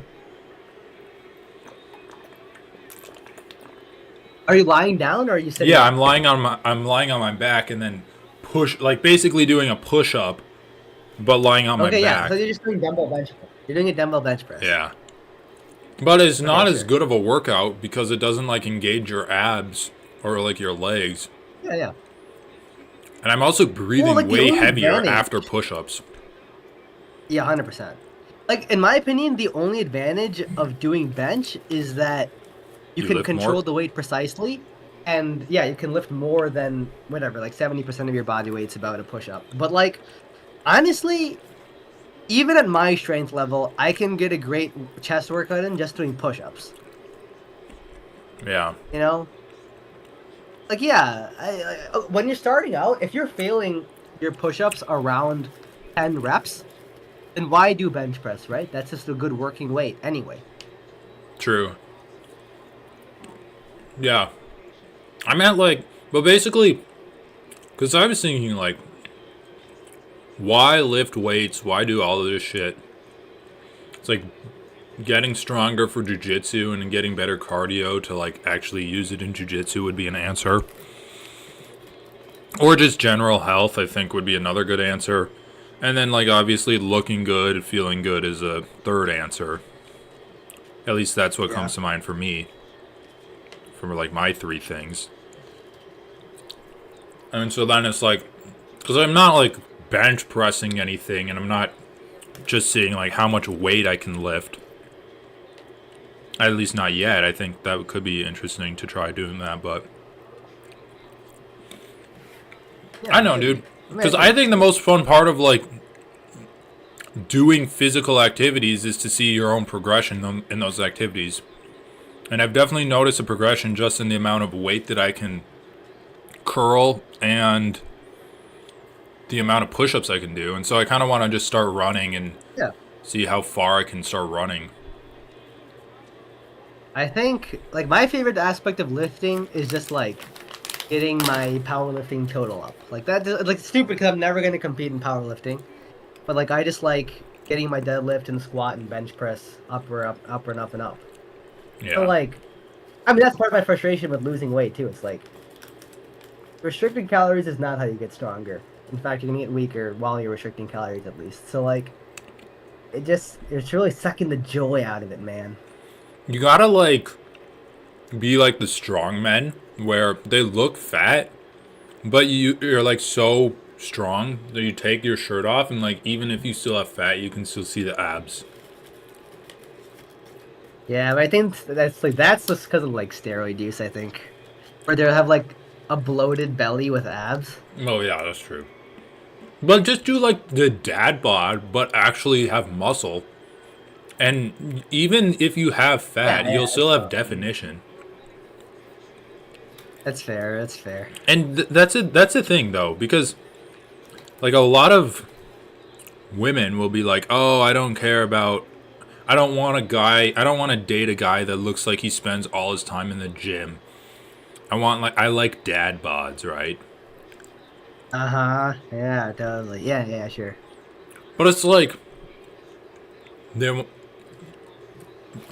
people that look like they take care of themselves. I feel like are inherently more attractive than Of course, dude. What are otherwise. we talking about? Honestly, it's like dad bod shit. First of all, No, I'm I saying don't know. First of all, you I'll can give it have a real dad in bod and real still life. look like you take care of yourself. That's all I'm trying to say. That's fine. That's fine. Like Sergei Like, Pavlovich. well, I mean, whatever. Honestly, dude, it's like I'm not attracting women with my body at the end of the day. So like, I'll just lose a little bit of weight. Like it's good. I was getting a little pudgy anyway, and then we'll go from there. It's not like it's that. Yeah. I mean, how much weight are you talking about? I mean, I'm like one. I lost already around like 8-ish pounds. I'm like 151 right now. I think my highest was like 159, so that's why I say like 8 pounds. Okay. I don't know. Oh, and I I mean, when do you feel like weigh I'm yourself, by the already. way? Like after you go to the bathroom in the morning? Yeah, exactly. That's when I should start doing that. It makes a huge Oh, difference. I do. Yeah, Tell like me it's who has a super better it's looking wife, instant. Pennington or Silva? They're both gay. Yeah, of course. They're fighting for titles. You can't They be. both. You have They to be both. gay. So they both have the gay advantage. Then they both have the gay Yeah, advantage. I know. It's not going to be like an advantage in this fight because they're coming in on equal ground. Okay, well, I haven't seen their wives yet, so I haven't been paying enough attention. All right, let's just like completely demean the fighters. Zhang Wei Li, gay or straight? Dude, Zhang Wei Li is asexual. Okay, he doesn't have time. She's Give a an shit. anime character. She's an anime protagonist, not just because she's Asian, but because she has the fucking like character arc that an anime character has in a shonen manga, where it's like she makes Like it. she's so hyper focused on her goal that Yeah, nothing else exactly. even matters. The concept of having relationships and sex is like not even crossing her mind. And dude, think about her character arc too. She makes it to the top against Jessica Andrade. She's like flying high, and then she crashes low. Well, no. And then she has like a fight of the year against Joanna and Jacek, and she crashes down low and burns out after 2 Rose defeats. Then starts building her way back up. Faces her old nemesis, By the way, speaking of Rose, she's fighting. Rose Namajunas is fighting. What's that girl that you think is cute? Oh yeah, Amanda Hibis Oh yeah, yeah. at 125. I think they were both fighting at 115 at a point. Oh well, that's cool. Valentina Shevchenko, I think she's bi. Why do you say that? I don't know. All right. Asking. Why? You would say I such feel like she things. might have said something about like being with a guy before, but she just looked so lesbian. That's the reason. Dude, Myra Bright Silva is funny. She always cries. Look at her face. Most times people get hyped up. She's like crying right now when Bruce Buffer's announcing her. Yeah, she was so impatient, bro. Like, he's getting to it. He's getting to it. Oh, it's at her parents' school. That's crazy, dude. Only one Canadian out of like 11 won. There's like 10 or 11 Canadians if you count Arnold Allen.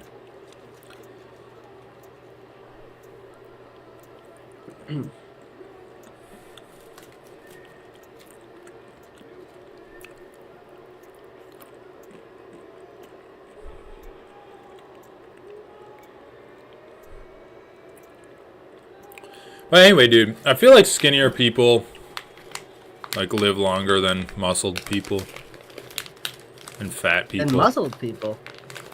Honestly, that's probably true, actually. Well, 'Cause even maybe muscle if tissue, you're like puts extra slightly strain on your muscled, heart. but I do think But the problem, yeah, the yeah. thing with you need muscle because you need muscle to not be frail. Yeah, Frailty is so bad for you, dude. Frailty will fuck you up that's true. more than anything else, actually. Like, you can't do anything when you're frail. You literally cannot do anything. I You're feel like you completely need to sedentary time it because right. everything is a risk. I feel like you need to time it right, like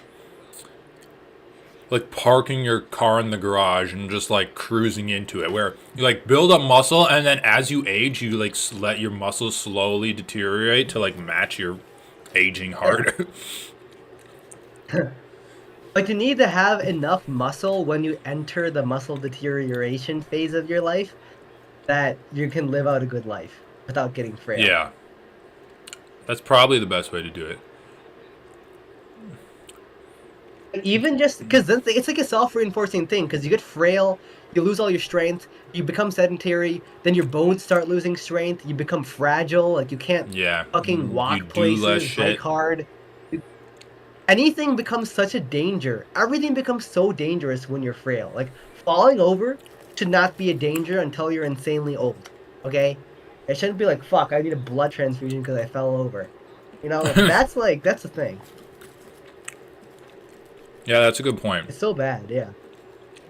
That's why, like, lifting, like, squatting, deadlifting, it's so important. Because, like, the bone density, too. By the way, have you seen Trump lately? He's lost a ton of fat. It looks like he's dying, honestly. My Man's grandma getting lost in shape.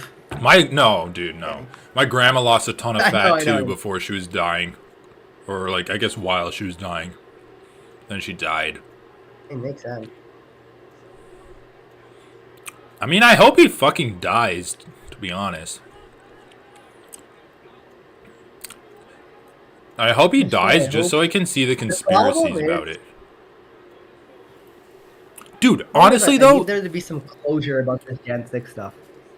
the Jan 6 I think stuff? the country needs some closure. Dude, fuck. Yeah. What closure are you talking about? The January people 6th need to has be been punished. mythologized like the Bible in 3 years. Or 4 years, I guess. What do you mean? What do you mean? Like, the people need to be punished. They have been punished. What do you There mean? needs to be an actual... What do you mean they have been punished? What do you mean they have been punished? The people that committed January 6th are all in prison. Just not Trumpy. Oh, the plebs, not the organizers. What about the fake elector scheme? What about the organizers of that? Oh, yeah. Well, that's true. Like, okay, fine, that's not Gen 6. It's not Gen 6 technically, but like it's the same vein, right? Or Yeah. related. But I have been thinking about it, like, because I've been thinking about It's not religion for a enough. bit, It's not enough for the fun. Yeah. and like how religions get created. Because I used to think that if if everyone, let's say for like for like 50 years, talking about all religions was banned by like the world government, and they burned all religious materials and expunged it Okay. from the internet. I used to think like, oh, science has come along enough. The religions aren't going to be a thing any longer. Like if we just forgot about Christianity, there wouldn't be any need for religions, and thus they wouldn't be created anymore, and there wouldn't be any religious people. Then I saw Trump come I don't along. agree with that. I actually don't agree with that. Well, Oh yeah, okay. I've been You also literally don't agree. proven Okay. wrong by American politics because Yeah. I've seen Trump come along. Yeah. Yeah. January 6th happened. It's been mythologized to like crazier proportions than the Bible in less than 4 years. Been what? 3 years since then? I guess 4 years. It's like now Republicans are like, oh, that was Antifa. They were just sightseeing. It's like everyone just has their own little story that they want to say about it. It's crazy. It's crazy how fast people will just ignore scientific evidence.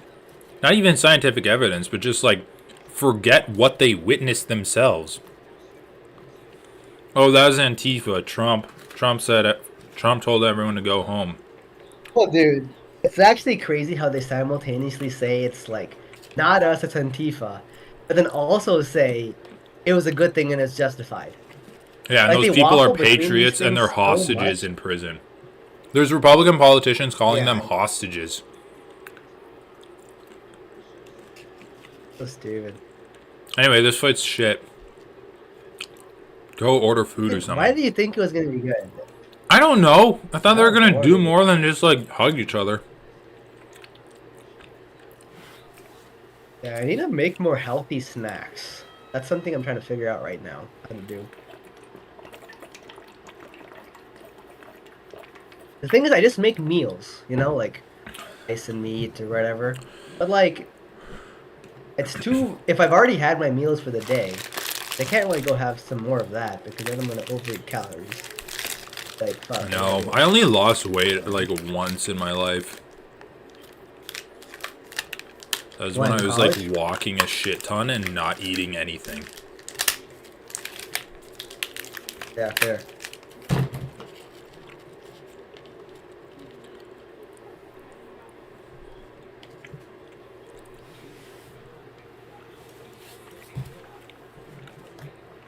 Yeah. I was thinking of trying to make some kale chips. Kale chips? 'Cause I've had them from like pre-made, like in a package, and they were actually pretty good. Yeah. Not The a lot ones of I had calories. weren't even that low calorie. What about like The thing is, the ones I got in the grocery store did actually have like a fair amount of calories. To be honest, it oh. wasn't even that low. What about I like feel like if I flavored made it at home, seaweed? I probably could. That can't be many calories. Oh yeah, that's good. That can't be many calories. You're right. That does sound good. Yeah. Like alright, come on, just stay on the feet. Just be a scrap. Come on. It's actually like considering how little power women's MMA has, it's kind of surprising that you don't get more scraps where they're just in the pocket swinging. This is what I wanted to see though. Raquel Pennington just coming forward, just like spazzing out. That's what I thought would be interesting. Come on, defend takedowns. This is not the noons.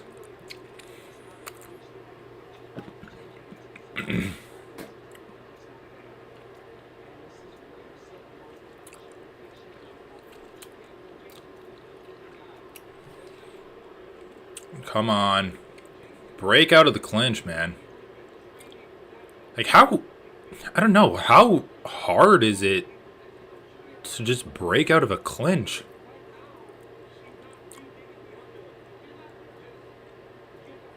Can't be that hard. Especially if you're like training to do it. Alright, come on. Dig the underhook. Use it to break her grip. Use your hand up her back or whatever the fuck. Alright, you're on the outside. Break away. I never understand why, like, the person who's the worst grappler will insist on staying in the clinch with you. It's because they think they have a favored position, so they don't have the ego to let it go. Yeah, you're right. Yeah. Eh. Good elbow. You know what I mean? Oh, that's a good jab. Kind of popped her Picking head up back with that one. down. Okay. Mayra Buena Silva does not take punches well. Dude, what the fuck is Raquel Pennington doing?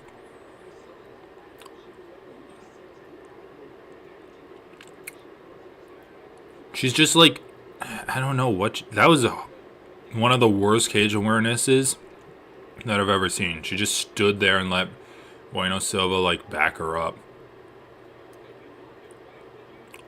You know, I mean, other than the clinches, when this fight hasn't been in the clinches, it's been pretty entertaining.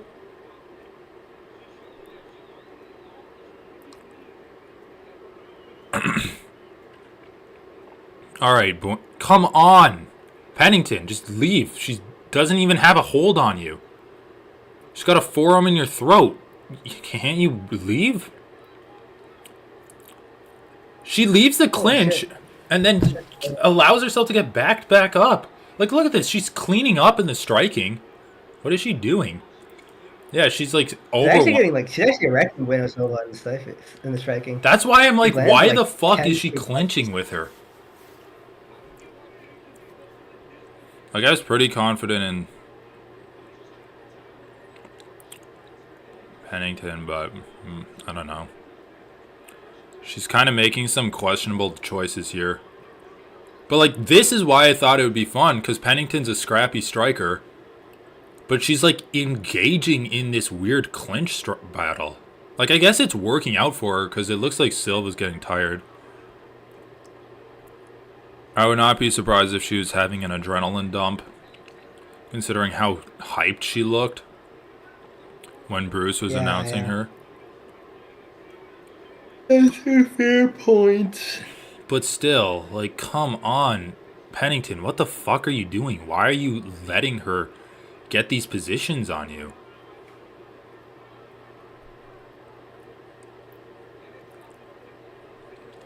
What the fuck? I look away for literally a second, and Bueno Silva has Pennington's back?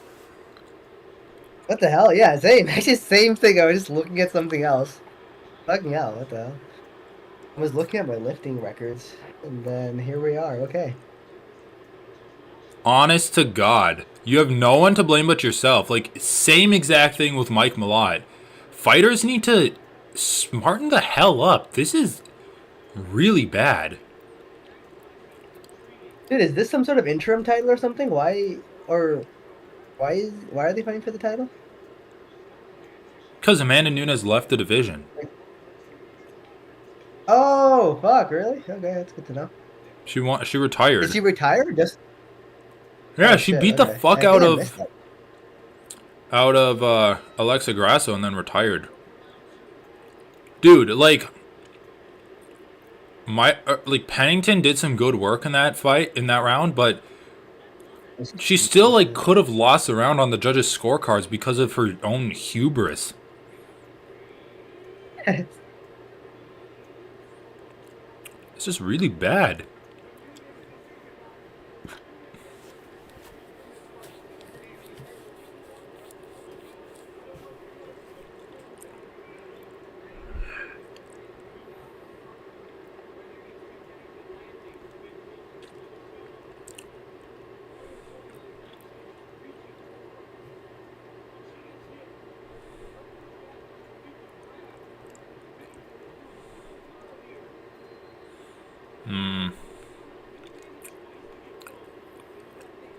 Okay.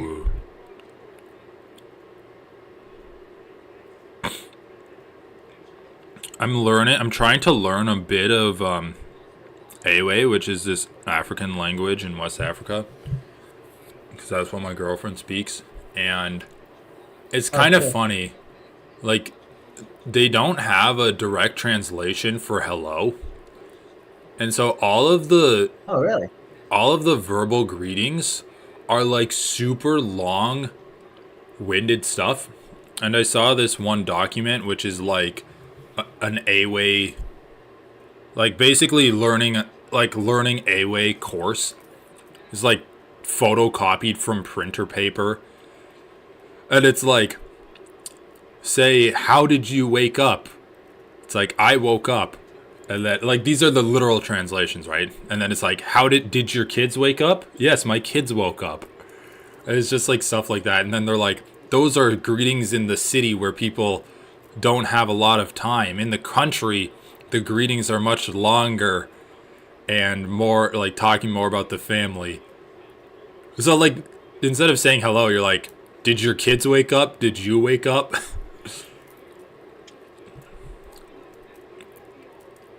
That's kind of cool though. Yeah. Like you're forced to engage more. Yeah, I know.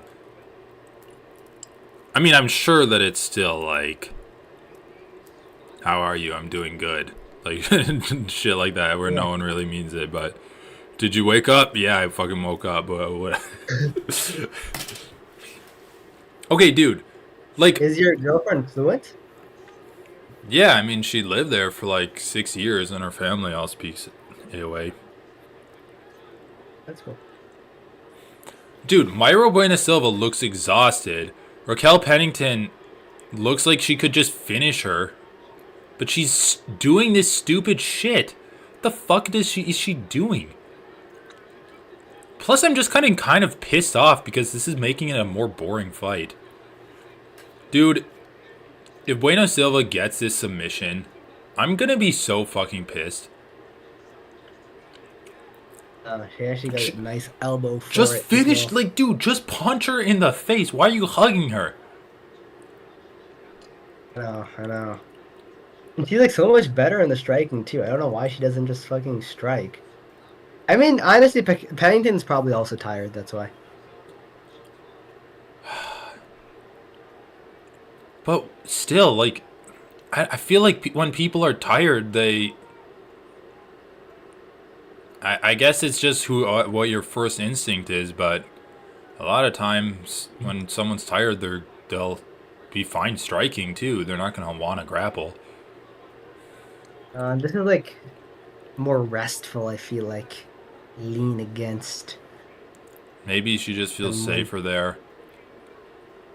Oh god, it's been such a bad fight so far. Like, it's been fun when Pennington's been striking, but it's like Adesanya versus Pereira won, where Adesanya will constantly try to clinch with him.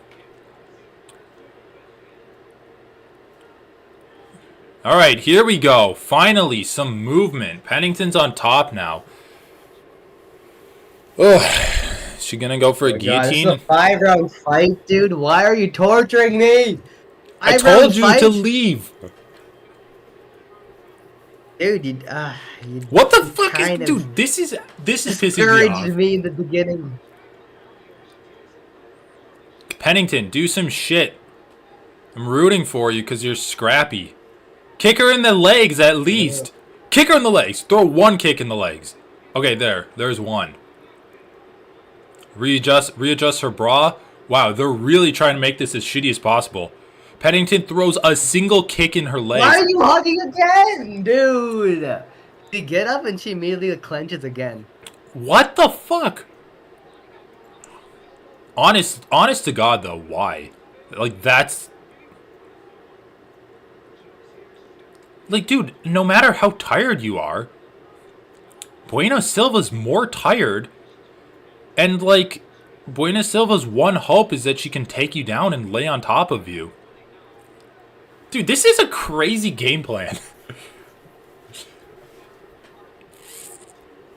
I guess Pennington's winning this round. I don't fucking know, dude. Just finish her. Come on, my man. My man, I'm my going to the bathroom. lesbian. But Finish yeah, Bueno Silva. God damn it.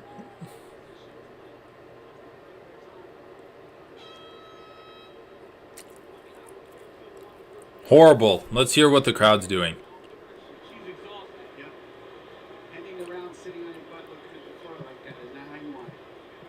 Dude, I don't like Bueno Silva because she always looks like she's crying, so I can't get like a gauge on how her emotions have changed throughout the course of the fight.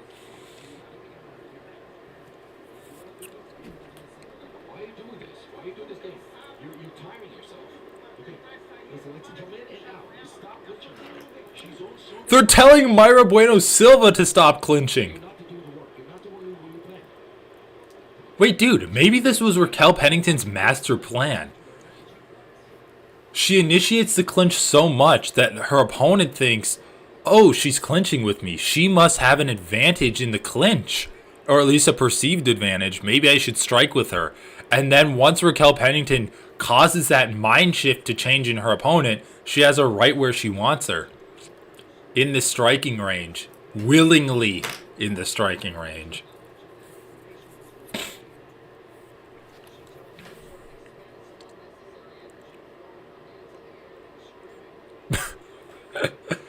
Oh, man. I just want to see Umar Nurmagomedov fight again in bantamweight. Dude, Raquel Pennington's so funny.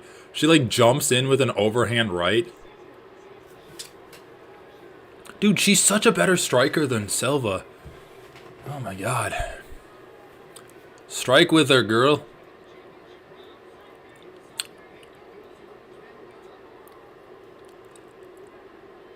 Punch her in the face.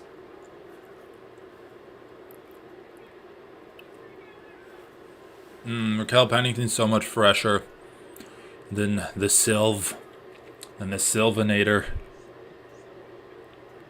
She's so tired.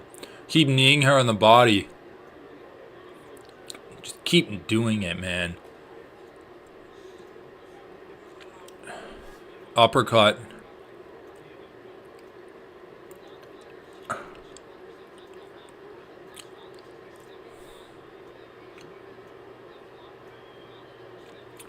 Going for a little bit of a trip. She has Silva's leg. She has Silva's left leg between her legs. She's going to go for a bit of a trip here. In my opinion, Raquel possibly won round 2, although it's close. Lost round 1. Won round 3 for sure. So I think Raquel kind of needs to win these last 3 rounds. All right, I'm back. Oh my God, I've only missed 2 minutes of this round. There's more time has passed. Dude, I don't know what the fuck Raquel Pennington's doing. Like, she's just letting her back getting taken. Honest. She's having a good time. She's having a good time. Silva's so tired, dude. This is what she's into, okay? She likes this. Who? Raquel Pennington? Pennington, yeah, dude. Well, Silva has one hook in. Advantage. God damn it, dude. Oh, sure. This is pissing me off. Why is she letting her back getting taken?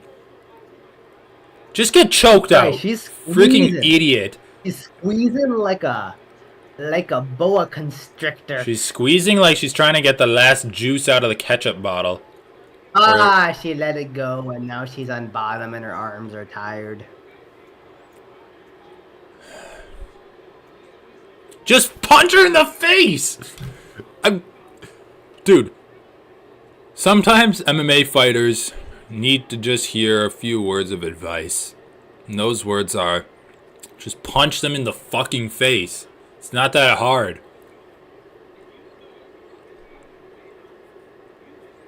Do what Allen did against Evloev. Alright, nice. Elbowing in the ribs, that's not far off from punching in the face. You just need to take opportunities to do damage. Jesus. Alright, armbar attempt from Silva. Doesn't look like it's going to happen. Pennington just needs to stay on top and keep punching her in the fucking face. Holy fuck. This is one of the most infuriating fights I've seen. Dude, I just want, like, fighters to make smart decisions. And when I see Mike Malott grapple against fucking Neil Magny, She's got a triangle now. What the fuck is Pennington doing? She's in a dominant position getting triangled? Honest to God. Dude, women's MMA is 20 years behind men's MMA. Well, these two women are. You, in general, dude, these are the top. This is the top of the division. Nah. I thought no one was. I thought no one was even in bantamweight. How do they decide No who one's in these number featherweight. two and There's number still three people some are? people in bantamweight. Juliana Pena's a Oh, bantamweight. right. Featherweight. Alright, well, anyway, Raquel Hey, where's Pennington's Juliana actually Pena? doing some good work. In the, I No, mean, not why much. isn't Juliana Pena fighting for a title? Oh, why Because isn't she Juliana Pena sucks. fighting Dude, for she this title? fucking sucks. She got dropped like 8 She times beat against Amanda Amanda. Nunes. Yeah, and then she got dropped 8 She times beat against her. her. Fact is, she beat her, and she should be in first in line. She just got her ass handed to her, dude. She's horrible. Juliana Pena is one of the worst fighters I've ever seen. Worst champion for sure. Honestly, can you think of a champion that got more embarrassed in their title defense than Juliana Pena? Like, honestly, TJ Dillashaw versus Aljamain Sterling was a better showing for the loser than Pena versus Nunes was. Like, she literally ran at her, doing, like, childlike punches. Amanda Nunes just sidesteps and pops her, sprawling her out. I know. Fucking embarrassing. It was good. Dude, holy fuck. 5 rounds of this is torture, dude. It's torture. I hate women's MMA. It's actually torture to watch women's MMA. Dude, to be fair, Mike Malott versus Neil Magny wasn't any better than this. Dude, it actually was. There was actually a definitive arc in that fight. Magny went from losing to winning. That alone makes it better. He went from losing to winning in like 10 seconds. In the last 10 seconds after he just got destroyed. At least the result was good, dude. At least the result was like, wow, Mike Malott got capped. The Gates have result been sucked. capped. That fight was stupid. Okay, that fight was really stupid because it was Neil Magny winning the only way he does, getting fucked until they get tired of it. Alright. Yeah. Okay. Can Raquel, like, just not clinch? I'm gonna count all the times she clinches.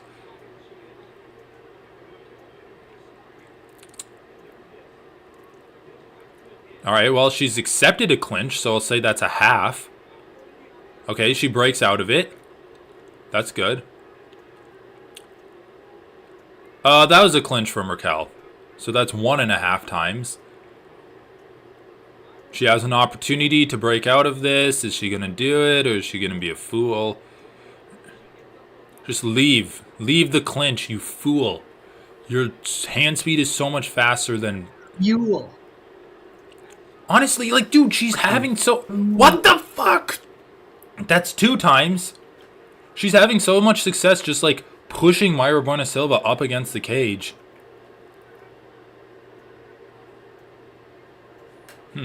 Silva has, like, a leg thing. What is that called? A toe hold? She let go of it. She's, like, almost in mount. She's putting her toes in the fence, man. Yeah, what the hell? Ref's got to deal with that shit. She have an arm triangle or not? Because if she doesn't, and I get my hopes up, I'm going to be devastated. She doesn't... I feel like her arm is... the Brazilian tap. Did she tap? Thumbs up, thumbs up. No, she did the Brazilian tap. It's where you tap, but it's ambiguous. So that your opponent might let go a little bit. I respect it. I mean, yeah. No, but she's now just like almost no pressure on her now. Yeah, I know. Good. Okay, now there's a bit more. Yeah. I mean, it doesn't even matter if she gets this choke or not. She can just sit here for another 3 minutes and win the fight. Alright, Silva's digging her... Okay, Silva needs to, like, do something a little bit, right?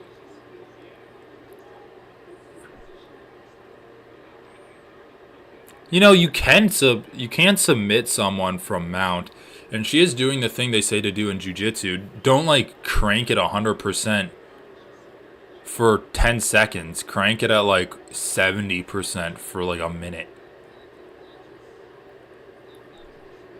That's tight though, yeah. It is. Yo, Oh, now question, that's who's ranked tight. number one right now? No one. Oh, Who's ranked ranked number number one right one? now? No one? No, I don't Yeah. know who's ranked number one. That's actually a good question. Probably Julia. All right, I'm gonna look it up. Juliana Pena. Juliana Pena. I want a Pena Juliana Pena. Pena Juliana pepper. Pena. Juliana Juliana Pena. All Juliana right. Pena is funny. It's a good name, I feel like. Bantamweight, yeah, number one, Juliana Pena, but she didn't get the title shot. Well, she was injured, and that's why Nunes didn't fight her. I wonder if that has any. Dude, what the fuck? She Okay. Bueno Silva does look like she's kind of tapping a little bit. Holly Holm is ranked number 6 at bantamweight. Irene Aldana is ranked number 5 at bantamweight. Ah, damn, I this mean, division Aldana did sucks. just fight for the title and then lost, but got another win. So, all right, come on, Pennington. Like, let's get a win, or at least put your stamp on this round. You just held a shitty submission attack for 2 minutes. You got 70 seconds, man. I have no idea who's winning this fight in terms of cumulative In round terms of rounds, I actually scores. think it's pretty close. I think that Bueno Silva won the first 2 rounds, and then Pennington's won the other two, and she's winning this round pretty clearly.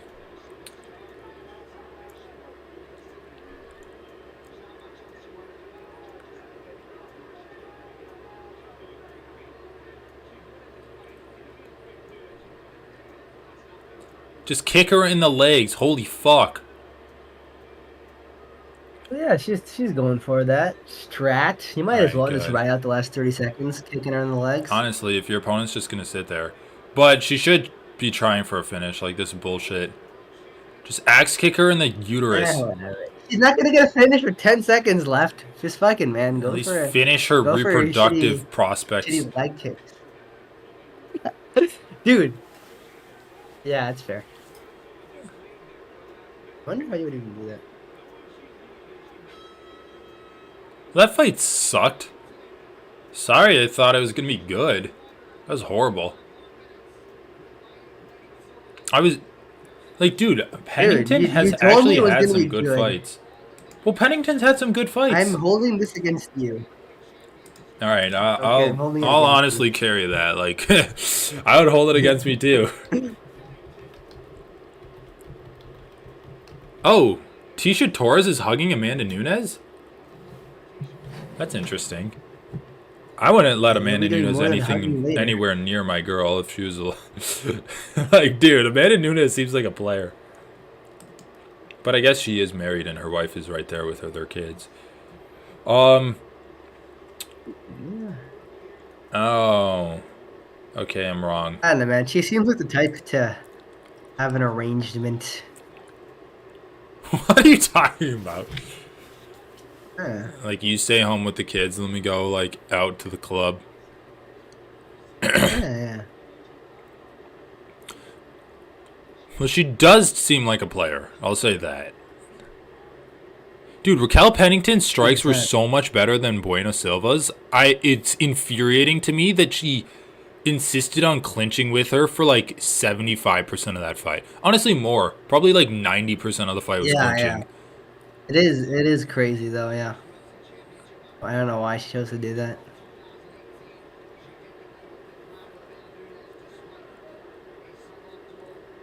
Especially after the first round when her back was taken.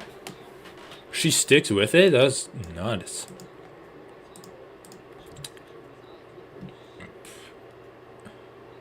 Alright, I'm just going to turn this up to hear the scorecards.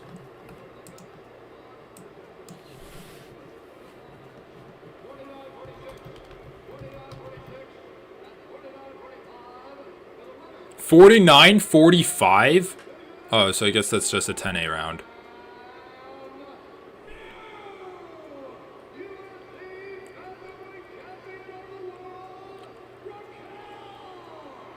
Well, Raquel Pennington was like a plus 160 underdog. By the way, the odds for Strickland versus Du Plessis is even, which is pretty cool. Even? Yeah, That's pretty minus cool. 110 each. Yeah, man, you are kind of convincing me that Dricus is gonna win. I don't know. I just have a feeling that Strickland's got it though, but I don't know why. Okay, so Strickland by decision then? Yeah, I guess so. I think it is gonna be by decision if it is anything. Come on, don't act happy after that performance. That was bad.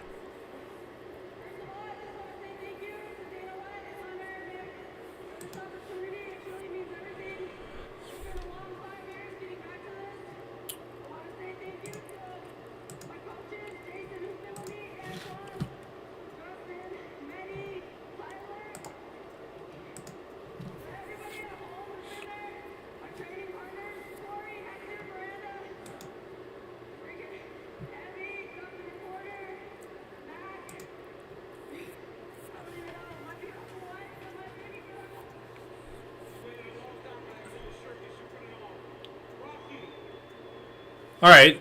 I mean, that's cool. A new champion being crowned. Dude, by the way, is that kid's hair? Two little red tufts? No way, dude. It's probably like a fucking yeah. It's like a bow thing. It's like the roses that they put on their little So it's ponytails. stickers. Not stickers, like clips. Like clips with roses on them, dude. Okay, so it's not a Yeah. fucking Or like clown rubber infant. bands. Rubber bands. It's not a kid that they enrolled in clown school. It came out with like a red rubber nose and red tufts of hair. Wow. Dude, the conservative audience is not gonna like a gay couple kissing on No, they're okay with in the lesbians. octagon. Oh, really? Okay. Especially if it was a trans woman, they'd be That's into actually it. probably true. Dude, I just need a trans woman to enter MMA so we can have that conversation. The first woman with a cup. I mean, there was that one who apparently Joe Rogan keeps talking about, right? Like Dude, broke fuck Joe her Rogan. opponent's His skull brain or is whatever. falling out of his ears. I'm just saying. Honestly, Joe Rogan's like so fucking stupid. It's kind of funny. Like, especially his I media know. literacy is off the charts bad. Oh, dude! By the way, did you know that clip that was going around? It was like a clip of Joe Rogan's saying that Biden said that there were Yeah, like yeah. airports With during the low Civil blow War. Bo Nicole. Yeah, yeah. So I heard this clip. I didn't watch it for a while. Way later than after everyone stopped talking about it. I see the clip on YouTube, Yeah. and I see it's low blow with Nicole in the clip. I know, it's I was like, funny. holy fuck, that's hilarious. And then everyone's like, he's with some stupid UFC fighter or MMA guy. It's Yeah, he's like, an MMA chud. I'm like, yeah, that's true. But I mean, dude, Bo Nicole Low blow is Nicole. not smart. No, he is a chud. He's a complete chud, dude. It's just bad. I don't even think he's that good of a fighter. I Who think is he will be, dude. Huh? He's The fighting thing Val is, the UFC's Woodburn. gonna give him. The UFC's gonna support his career correctly. Well, they're That's it. giving him. Who are they giving him? Some fucking guy. I know the guy. You can picture him. What's his name though? On UFC 300. Whatever. He's fighting some loser guy that got. The guy did get a slam KO in his last fight.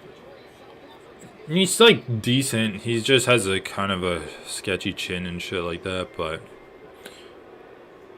Low Blow has fought Val Woodburn and Jamie Pickett in his last fights.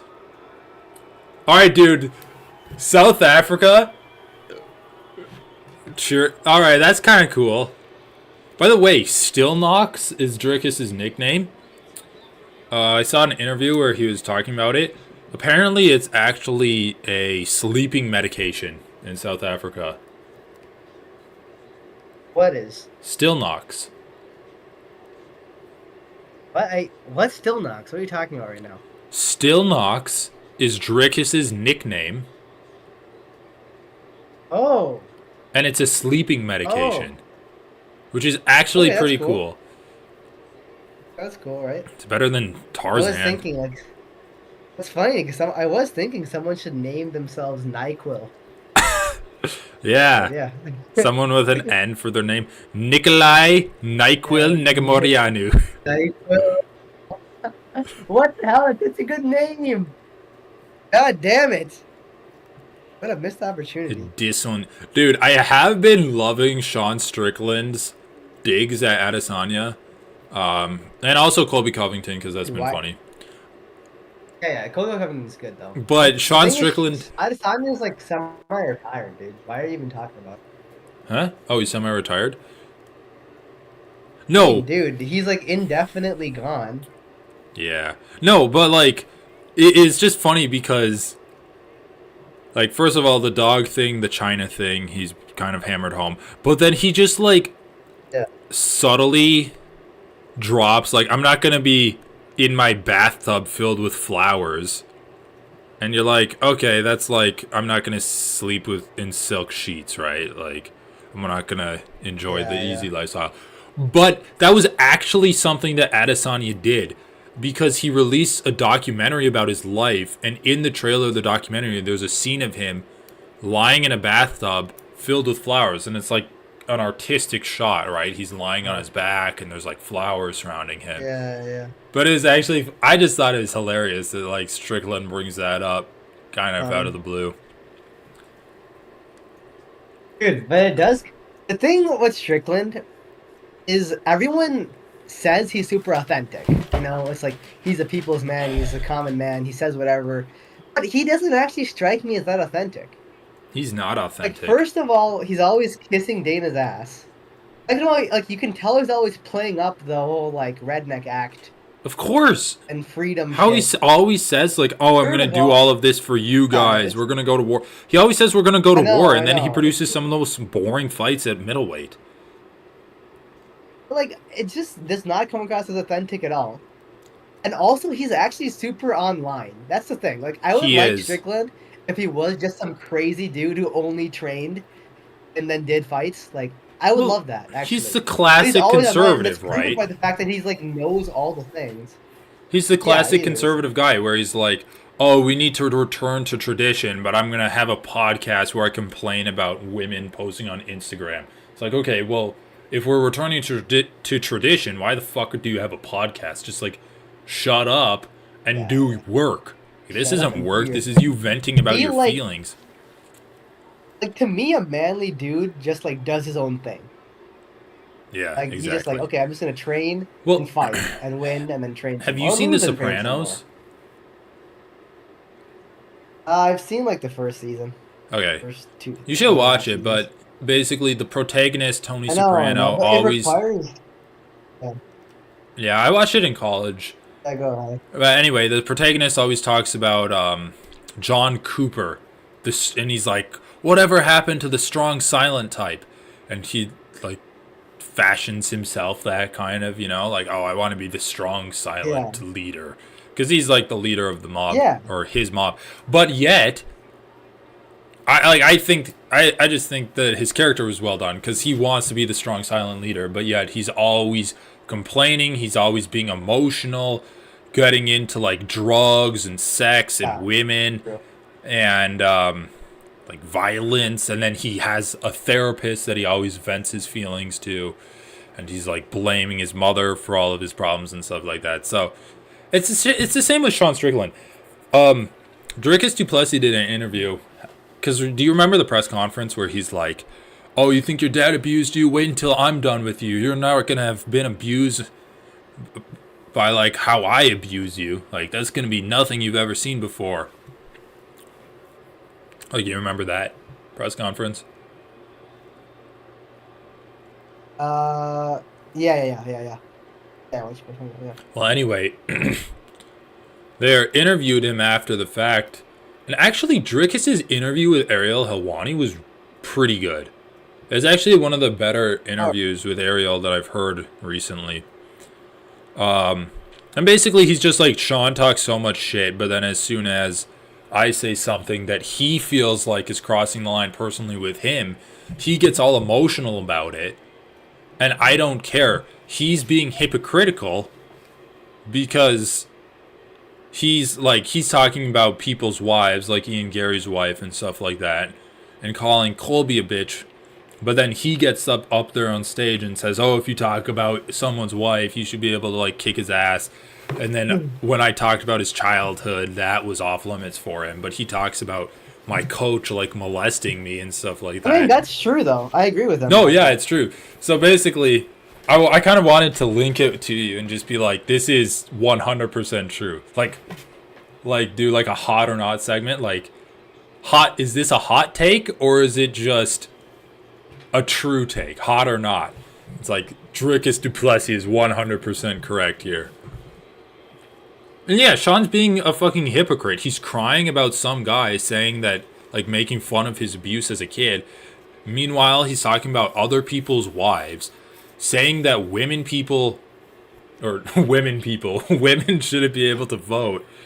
And then he also said something about, like, I just heard secondhand people talking about how he said something. He was asked a question like, if you had a gay kid, what would you do? And it's just like, I assume he responded with some homophobic shit. But it's like, if you're going to invalidate Yeah. people's sovereignty, essentially, it's good, like, with your words, it is pretty fucking hypocritical to act like a little bitch about someone making fun of you, making fun of the fact that you had a shitty parent. Plus, it's a good line. That reminds me. That has Ariel like said anything about the genocide trials? Nope. I would think, like, as a liberal, you would have some faith that the trials going on in the UN mean something. Yeah, that's a good point. Ariel hasn't really talked about Gaza since he said, "Oh well, like 500 people got burned alive in the hospital bombing." But even worse than that is the fact that the media said Israel did it, and since then he hasn't talked about Israel at all. Such a fucking disgusting Zionist. Like, honestly, it's disgusting. Yeah, he's Like, to disgusting. have, like, I'll go so far to say that if you have a show and you're not even mentioning it, like, that's pretty gross. Especially when you've been on record saying that you support Israel and, like, you're having media fights with people about your support of Israel while they're doing a genocide. Yeah. And then you say that, like, even worse than the bombing of the hospital is the fact that they blamed Israel for doing it after they've already bombed a hospital.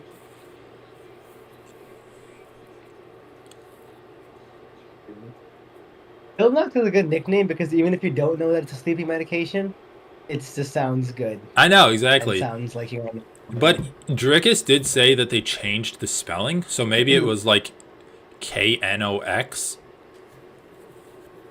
Mm. Kind of interested. I'm gonna look it up actually. I also love Sean Strickland. How he's like, I'm a wild man. I'm gonna like jump at you and throw elbows and shit, and then he fights like me, me, me, me, me, me, me, me, me. Until it's the last 10 seconds of the fight, and then he starts screaming.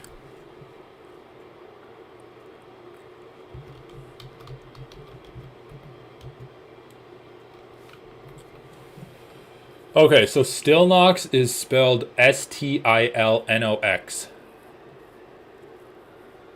It's used to initiate and maintain sleep in those with sleeping difficulties, also called insomnia in patients. Oh. Alright, cool. So Sean Strickland's walking out to the ants go marching one by one. Mm. The ants go marching to one by one, the littlest one sucks his thumb, and they all go marching down to the ground to get out of the rain. Dun, dun. The ants go marching two by two, hurrah, hurrah. Okay, what is this song called? This is crazy. Oh, I think you're right.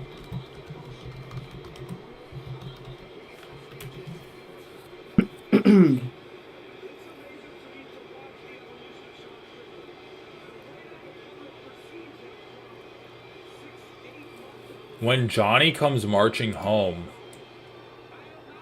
by Mega Raptor.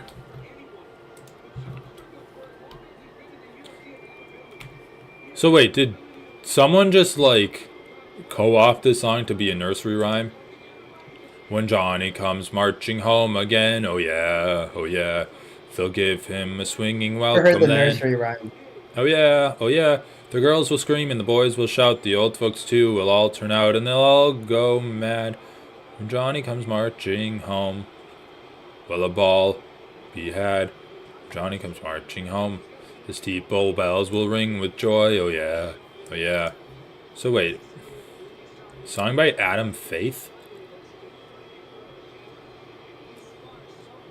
In 1990?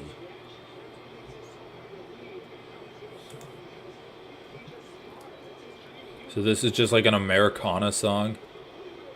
Okay, hold on. I need to look this shit up.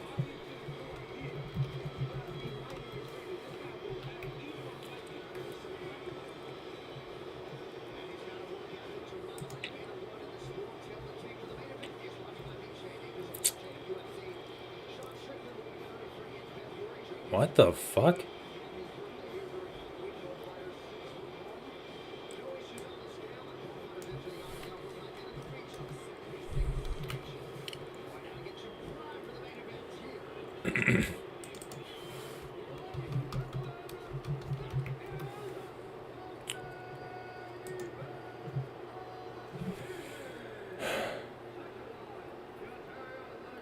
Okay, so apparently during the American Civil War, the guy wrote "When Johnny Comes Marching Home," and its first sheet music publication was deposited in the Library of Congress on September 1863.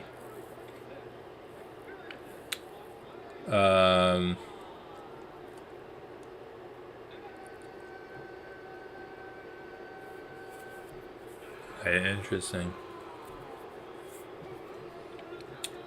Even in 1863, he acknowledged that the music was not original, but it was a musical waif which I happened to hear somebody humming in the early days of the rebellion, and taking a fancy to it, wrote it down, Oh, dressed it up, gave it a name, and rhymed it into usefulness for a special purpose suited to the times. Cool. And then,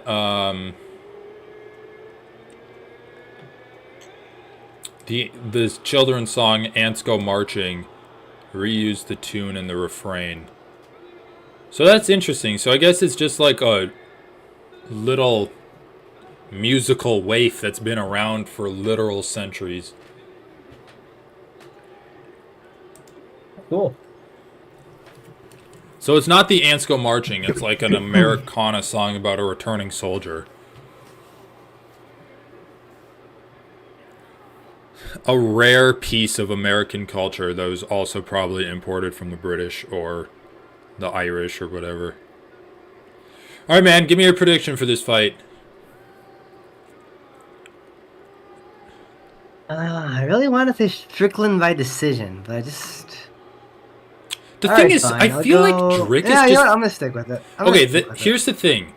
It's kind of an interesting fight for me because Strickland fights almost like a decision machine, right? Like you can look at his fights against Vettori, Ivanov, not Vettori, Cannonier, Ivanov, Jack Hermanson. Who else did he? Like Adesanya too.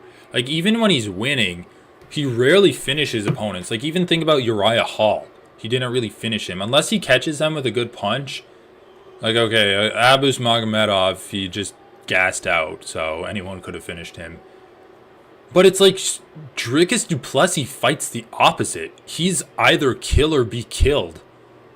And he hits so hard. Like, Strickland is hard to finish when he's losing.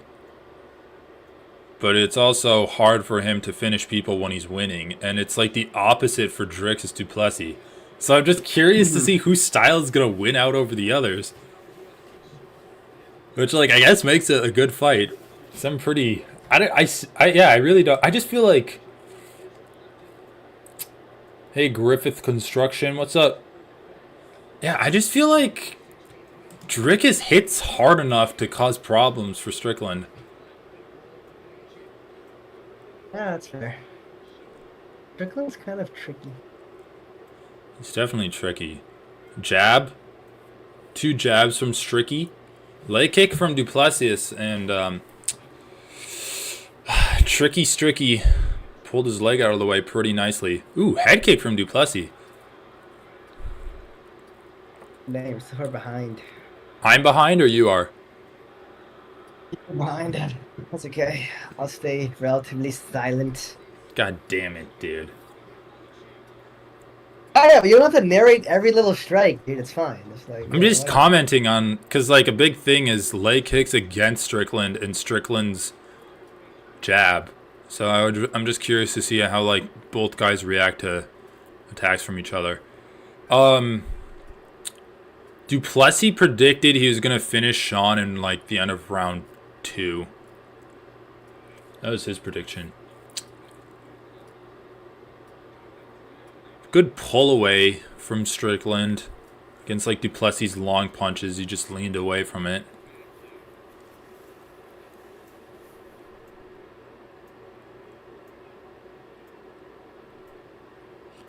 I mean, so far it looks like Sean's using much less cardio than Du Plessis, and Du Plessis not really able to find a way to punish him for just kind of like standing there, right?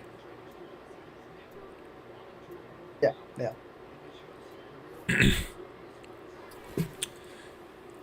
He's really headhunting on Sean.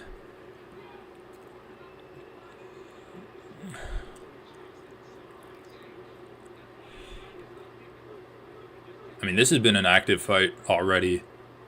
Spin attack from Du Plessis.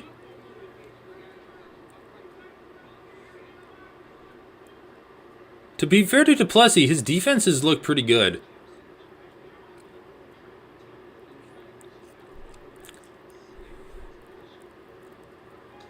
Sean looks so meek when he's fighting. He looks so polite too. He just has like his hands up by his head. And he's just like looking at you, no expression on his face, just wide-eyed, taking everything in. God damn, dude, Du Plessis has landed 2 head kicks on Sean. Like Sean's reacted to them, but still, it's kind of surprising.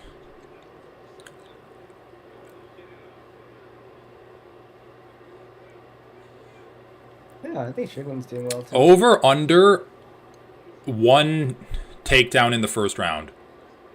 Or I guess half a takedown in the first round. Do you think there's going to be a takedown in the first round? No. Alright, fair enough. I feel like Du Plessis could shoot on him with like a minute left. Okay, Du Plessis is working on... Wait, do you mean successful takedown? Is definitely no. I think takedown attempt. Also no. I'd still say no, actually. Okay. Let's see, though. I mean, that's fair. Du Plessis has been... It's a 5-round fight. Like, he will pull out a takedown at some point. Oh, okay, there you go. Alright, let's see how far away I am. Oh! Yeah, I thought Du Plessis would go for it. Took him down pretty easily, dude. Yeah, he did. He did. Considering how good Strickland's takedown defense is. Du Plessis has been like... Because Strickland started off defending the leg kicks well, but Du Plessis kept going after him, and like he has landed a few good ones. That was also like a relatively smooth escape. Du Plessis, look, Sean was standing up, and Du Plessis just let him stand up, because I feel like he realized it wasn't really worth fighting for it. I think Strickland's going to out-cardio Du Plessis. Fair enough, but it looks like right now Du Plessis is actually finding a home for his strikes. Strickland looks like, dude, what did we say at the beginning of this at the Strickland's beginning also of the popping round. some jabs back though. It's okay. Okay, I know, but what did But we say at the beginning of this round? Strickland's kind of just standing there nonplussed like he usually does, and Du Plessis hasn't found a way to punish him or break his frame, basically, like break the level of the fight that Sean wants to stay in. And by the end of the round, he has found a way to break oh, that. He's actually landing some pretty solid leg kicks, and he's finding a pretty good range for his overhand punches. do you see that right hand that Strickland landed at the end? Yeah, that's pretty good.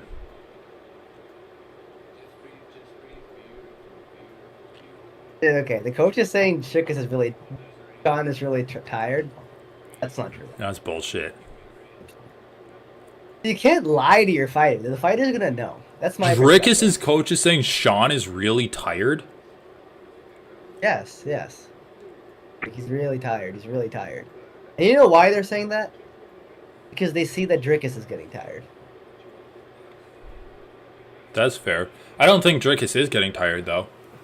He always looks exhausted, dude. Dude, He doesn't start fighting he always until... looks exhausted. Yeah, he doesn't even start... Okay, dude, that punch that people thought I landed know, on but Dricus didn't actually even land. Hit his shoulder. That punch at the end of the round from Strickland actually didn't even land on Dricus' like neck or head. Dricus is just so awkward. I'm curious about Sean's jabs, though. Like, dude, the thing is, they've pierced Dricus' guard, but look at his face. It looks like he hasn't been touched by any of the jabs. Like, he's actually pulling away from them, so... Sean's doing a great job shoulder rolling Dricus' like looping shots, though. He's not even really having to keep his hands up. He's extending his hands and then just blocking with his shoulders. It's actually pretty sick.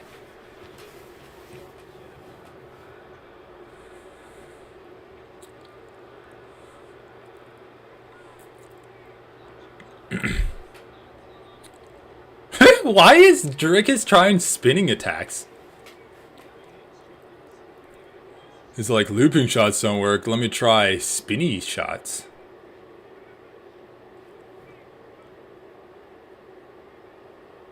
I mean, that was a close first round, though.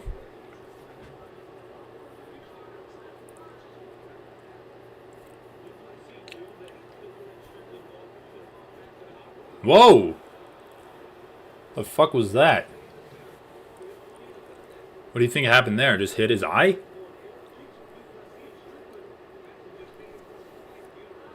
That was a good jab.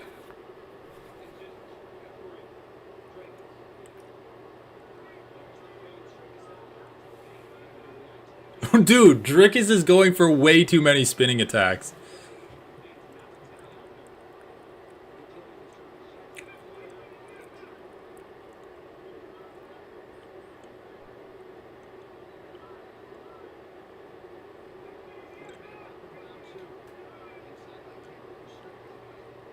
Interesting.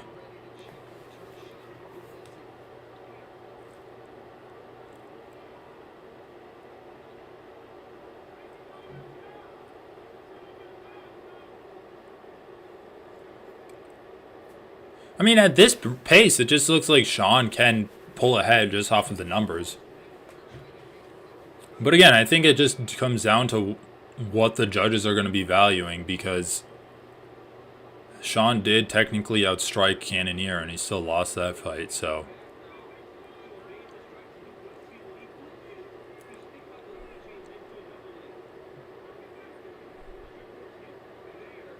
Alright, my internet cut out for a bit. Oh, okay. I'm back now. You back? I have to go to the original site though. Okay, that's cool. What time are you at? Anyway. 2:05 now. Oh, shit. I'm like 8 seconds ahead of you. Alright, so what did I miss? That was notable. Nothing really. It's just like Dricus is having problems landing with big overhand shots.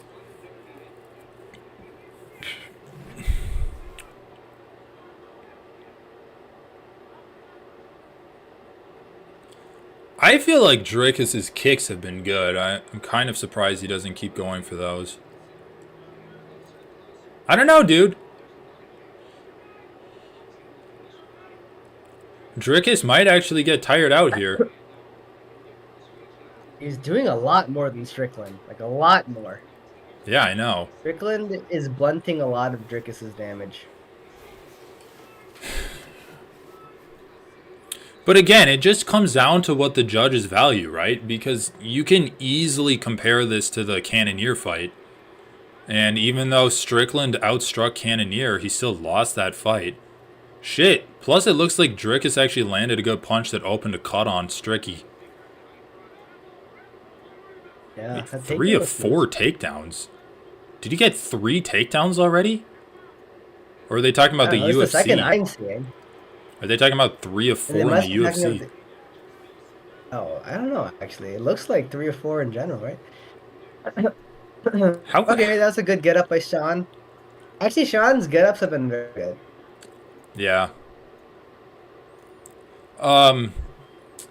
Dude, would you sign my petition to change Sean's nickname to Sugary Sean Strickland?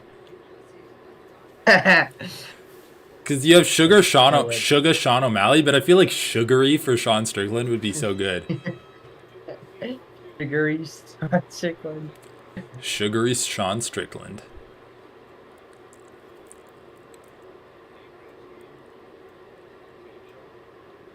Alright, I mean, Du Plessis is definitely tired. I didn't see the whole round. Dude, you don't know. You can just keep this pace, though. I think he can keep this for 2 more rounds. No, exactly. I feel like he can keep this pace. Possibly for the rest of the fight, but like Du Plessis is one of those guys that's gonna get out of first gear immediately. Huh? I think by the time he gets to round 5, he's gonna gas, though, actually. I've only seen Sean Strickland gassed once. And that was when he fought Imavov on like a week and a half's notice.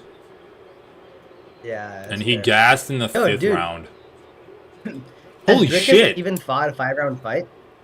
Yeah, he not in the UFC, but he has. Oh, yeah, not on the UFC though. When did that swelling start on Dricus's eye?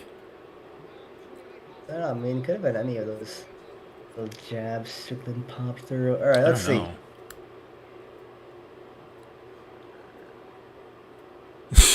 What the fuck, dude? This fight is stupid. I'm good. I like it. I actually do kind of. Sean Strickland's style is kind of growing on me. Kind of fun to watch. People are scoring the 2nd round for Du Plessis, which I think is fair. It's just like, I don't know. Honestly, if you score the 2nd round for Du Plessis, I think you got to score the 1st round for him too. Like, he landed a similar amount of shots, and he got the takedown on both of them, for whatever that's worth. 45 kind of reminds me of a meerkat. You know how meerkats stand up straight? Oh, yeah. Be on alert for threats? Yeah. Strickland's like a meerkat in the ring. He's so alert and so upright. I know. With his eyes wide open. Yeah, he just has his eyes wide open. That's going to come next. By the way, Dricus has landed a few pretty good overhand shots this round. He's like coming, they're like overhand over the middle, so he's not like coming from the side where Strickland can shoulder roll it. He's like coming straight on, like looping it up and then bringing it down. Also, I think the plan for Strickland is just let Du Plessis tire himself out. Dude, that's such a bad plan, though. He's just dodging. That's such a bad plan. Like, it'll work. Why not? Dricus is. It's a bad plan because, like, sure, maybe he'll gas up by round 5, but judges love this kind of shit. They're gonna give him rounds. Like, Dricus can win rounds doing this dumb shit. Also, Dricus's kicks have been money. Like, almost every time he's thrown them, they've had pretty good impact. So I wanted to see him do more of that. And Sean hasn't punished him for throwing kicks at all. He tried to catch a kick once. I just really need more kicks from Dricus. Well, I guess I don't need it. I honestly think the amount he's doing now is winning this round. Fuck, dude. Sean kind of looks like he's hurting right now.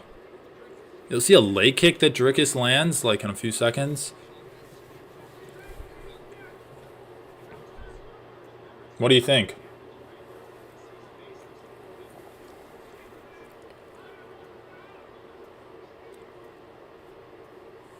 Is your internet? Are you still there? Oh, shit. His internet might have gone out. Oh! That is a big overhand left. Are you there, dude? Hello? Can you hear me? Yeah, I went out again, but now I'm back. Did you... I was just saying, like, it looks like Sean's actually kind of starting to hurt. Alright, that's cool. Dricus has landed a few big kicks on him this round. Dude, Dricus always looks exhausted. This is hilarious. 15-15. Interesting. Dricus has been... Dude, for as tired as we're saying Dricus is, his pace has actually been, like, relative to Sean and just by itself has been increasing as the fights progressed. Dude, Dricus might be my new favorite anomalous fighter. Like, the more tired he looks, the bigger the output gets. Actually, that's kind of... I think that's like... I feel like that's somewhat common, actually, when fighters get tired. They become more spazzy. But it's not even more spazzy. The output has been increasing. Yeah. Okay, I guess it hasn't straight up been increasing. Actually, maybe it has straight up been increasing. We'll see at the end of the round. I would say that this fight's been pretty indicative. Like, this last couple of 30 seconds I've been watching have been very indicative of Dricus getting tired. The way he's fighting.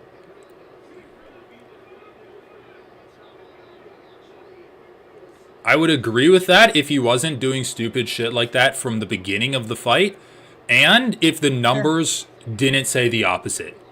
The numbers have shown that... The numbers aren't capturing what's happening in the last 30 seconds, 40 seconds. I mean, I don't know.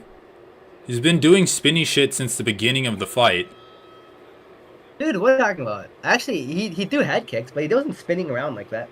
Yeah, he was. He literally was. He threw a spinning back fist like 2 minutes into the fight. Oh, yeah, he did throw a spinning back fist. And he threw a spinning back fist in the second round, too. Like, granted, he did more crazy shit in this fight, in this round. But, like, again, it's a bit of a reach. Dude, by the way, Sean actually looks tired right now. Like, I think Sean is legit hurt. Really? Yeah, I think he is. Sean looks pretty chill.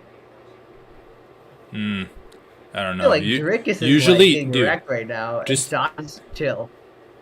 Dricus won that round. I'm not saying this like I like Sean. Okay, that's fine. Like I didn't watch the whole round, but like no, just compare it to the Izzy fight. In the Izzy fight, Sean was like literally pacing in the corner. Now, in this fight, he's kind of hunched over, breathing heavy, leaning up against the cage. He's eaten a lot of kicks to the body, and that's pretty much the only reason. Well, some body language, and also he's eaten a lot of big kicks to the body that he hasn't responded well to. Also, none of the shots he's landed on Dricus have like looked like they've hurt him at all.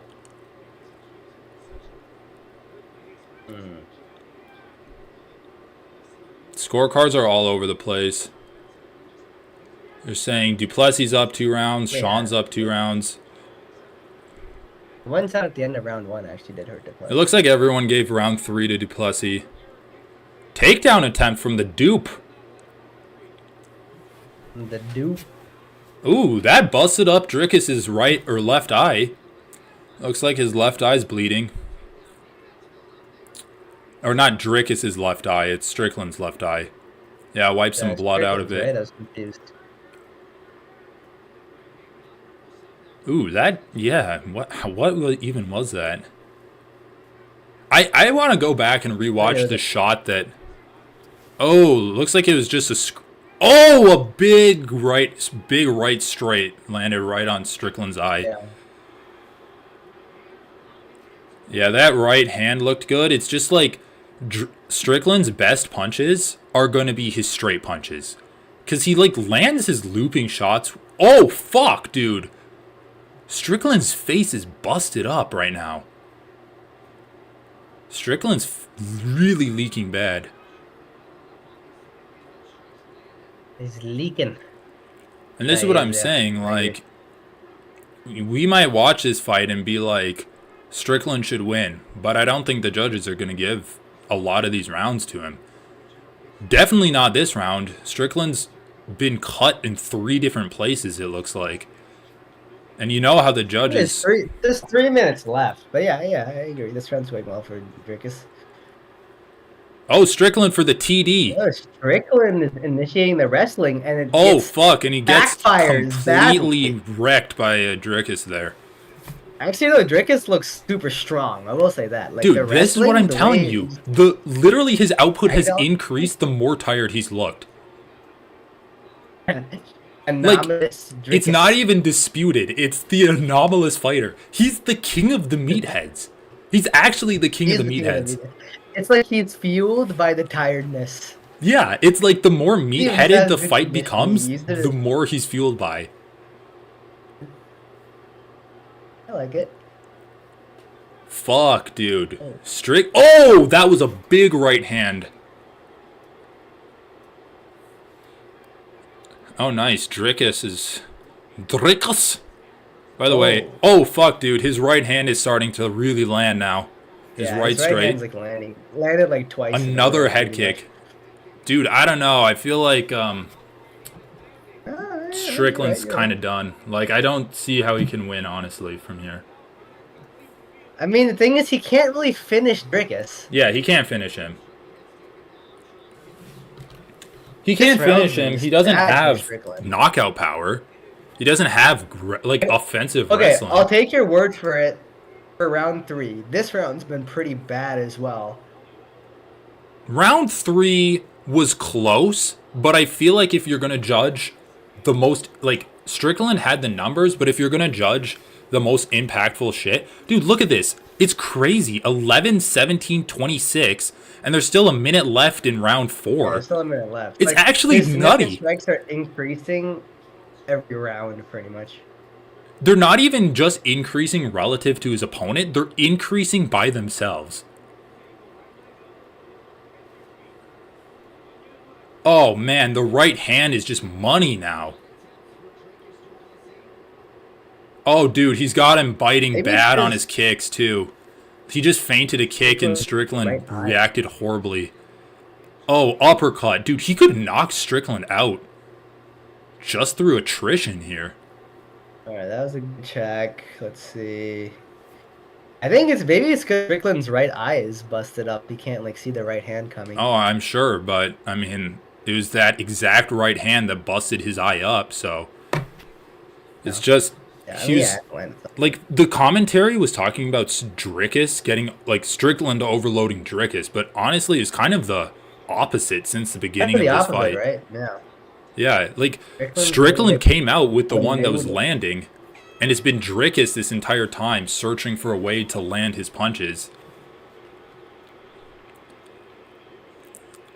Dude, Strickland's really hurt, man. Like, other than his face, his legs and his body have been getting battered by Dricus' kicks.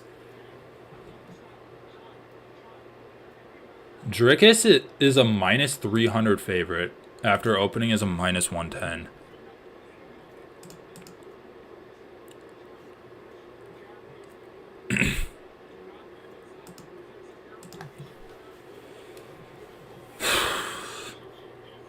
That takedown was actually kind of beautiful. The advice? Great. What was the advice that he gave him? I missed it. It was literally just keep him on the outside. If he takes you down, wrestle back up and championship shit. Which is what he's been doing every round. Yeah, exactly. All right, my prediction was Dricus would gas by the 5th. But you're right. It's anomalous Dricus. Dude, it's anomalous new mythical fighter. Just anomalous Dricus. See how good the Cutman did on his eye. This is a great jab Strickland landed. Oh, those body kicks that Dricus has been landing, Sean really needs to address those because they've been landing since the first round, and like they've been landing hard too. I think Sean, like if I was scoring this, I'd give Sean the first round and give Dricus every other round. Looks like That's Aaron fair. Bronstetter agrees with me there. That's like a count against you, though.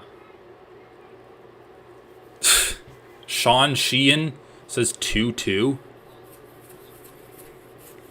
Okay, well, the scorecards are all over the place.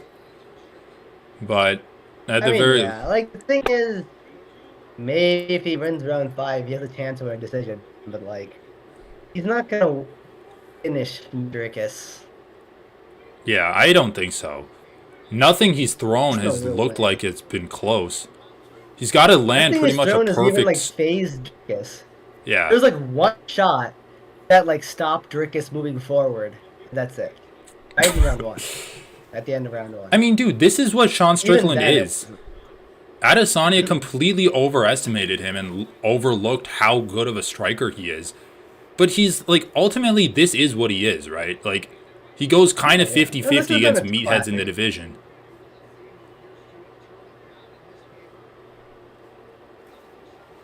Three minutes left. Oh, Jesus Christ. The Dricus versus the Adesanya fight. Just for the build up, you know, some good animosity there. Just a few N-bombs from Adesanya. This round is for the belt. I mean, not really. The fight's for the belt. The round is just the round. I know. Well, you're right. Dricus is definitely getting tired, but let's just... I mean, Strickland's got to take advantage of it. You can get tired. It's just if it affects your output, right? Yeah, like, exactly. Get tired all you want. If you're fighting like this, it's fine, right? The thing is, like, dude, just think about Uriah Hall versus Strickland. Strickland didn't even, like, capitalize on how tired he got Uriah Hall. Like, he landed a big punch that hurt him, but he never really went back to the well and, like, tried to finish him there. Like, he didn't build off of anything, is what I'm trying to say. Like, he had a moment where he hurt Hall and then he was on top of him on the ground trying to finish him. But he didn't use that to build momentum for the remainder of the fight.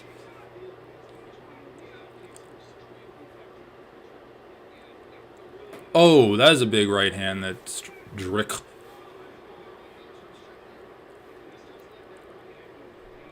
Yeah, I was gonna tell you the right hand. All right, yeah, fair enough. Little lead left hook from Drick. Well, let's see if Anomalous Dricus is true until the 5th round. Anomalous Dricus. Dude, I mean, Dricus is like... I actually do think Dricus will get wrecked by Adesanya if he fights him. I mean, that's what we thought about Strickland, too. Alright, here we go. Now his output is starting to lower. Dricus is... It's like you said, it's just Jared Cannonier, right? Yeah, but dude, Jared Cannonier didn't get wrecked by Adesanya. Yeah, no, that's not true. You can't say that. Like, he got wrecked in a technical way. Like, there was... Like, Izzy was controlling the fight from bell to bell. Okay, that's fair. But... I mean, I don't know. I wouldn't really consider that getting wrecked. It's just like... I don't know, dude. It's like a boring fight and just... Adesanya cleanly won that fight the way he beats most. He just survived and won a decision, right? It's like, more than surviving, though. It's not like he was barely hanging out. But it's not like he was putting damage on him. Oh, he wasn't. He was in control. That's what I'm saying. Well... Okay, this is going to be close. I think Strickland is probably winning this round. I think Strickland's winning the round, but... I mean, I think it's 2, 3, 4. I guess I didn't really see round 3, right? Yeah, round 3 was pretty clearly Dricus, though. Round 2 was Dricus, I thought. Round 4 was easily Dricus. I mean, dude, again, it's just like fucking whatever. Strickland talks a big game, but like his actions in the octagon don't really back anything that he does up. Hey, that's besides the point. Yeah, I don't like either of these guys. I'm just saying. All right, well, interesting fight. Anyway, well, the difference between, dude, first of all, Cannonier didn't do that Adesanya? bad against Who is that Adesanya. black guy? What black Oh no, guy? that's just Dricus's in the camera. Like, no, that's Oh, just South that's just like African. his gym or whatever. Watching. Okay. I thought it was Adesanya in the beginning. I was so confused. Like, why is he so cheery? Jesus, dudes. Dude, he looks like Adesanya. He's like a tall black guy, lanky little black guy. All tall people look alike. Is that what you're saying? So fucking You're heightist, tall and man. black, and you've got a hat on and sunglasses. So you can't tell what's going on You've got exactly. the name Adesanya written on your shirt.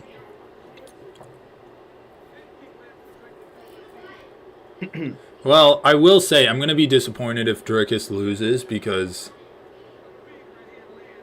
I don't know. I feel like he did more damage ultimately. Oh, that's Obviously, fair. that's not how the fight is I scored, mean, but I don't particularly, not particularly like a big fan of either of these guys. well, dude. Yeah, I'm not a fan of either of them either, but like Dricus has a more entertaining style than Sean does. No, I'm actually like kind of 50-50 on that. Dude, it's just meathead chaos that he brings. Sean's just like Dude, there's meathead too much jabby meathead jabby. chaos in the division. I like meathead jabby. Okay, The fine, but middleweight if division's full of meatheads. It's already like you get. I don't even like meathead fights, honestly, because there's a lack of dynamicism. It's meathead fights are static the whole fight. It's just chaos and slugging it out from bell to bell, right? Like yeah, what we that's were true. talking about earlier. Until a guy gets finished. Dynamic. Yeah, but at least someone's Oh, gonna yeah, get it's finished. finished eventually. Not always. Not Yeah, I always. guess not Sometimes in it's this just a fight. meathead decision. Anyway, hold on, I want to hear the For decision. Manson versus Vittori, it was just a meathead decision. That fight sucked. Split decision.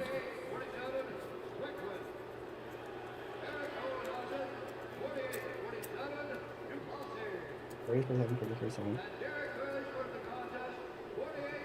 340, 47.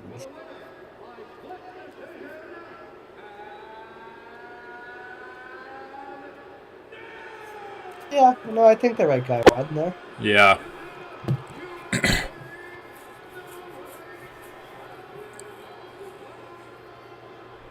Wow, dude, that's been a pretty quick rise for Dricus.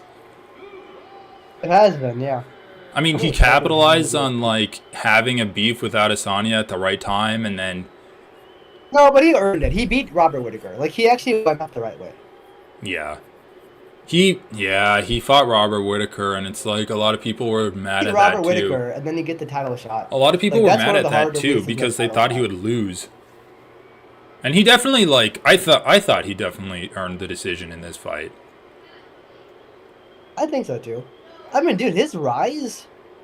I mean, let's see. He has, and then this is the seventh fight in the UFC, so it's not even like super rushed. And his rise makes a lot of sense, It does. actually. Like his progression is pretty much great, actually.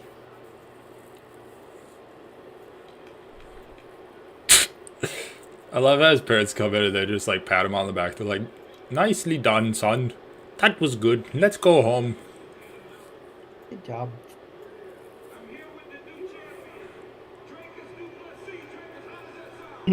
Okay, 100% Adesanya is gonna say something after this fight. On Twitter, "Oh, these are both my sons." That's what he's gonna say. "Oh, these are Yeah. both my sons." But they're not though. Strickland beat him, and he hasn't beat Dricus. You can't call them sons yet. Sons are what happens when you beat them.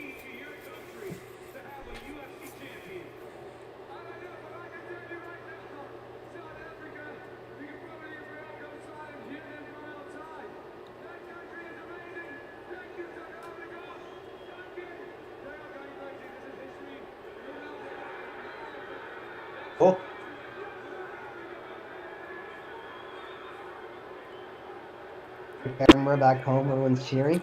South Africa does have a cool flag. I'll give them that. It's pretty unique. Yeah, it does. It does have a good flag. By the way, have you seen Minnesota's new flag? Now? Yeah, new flag. Look at that. Yeah, there was a whole thing where like they got artists to submit flag redesigns. Cause dude, our flag was literally two white guys farming. It was just it was the state seal on a blue background, and the state seal is just two white guys farming with like Native Americans riding on a horse, like giving them corn.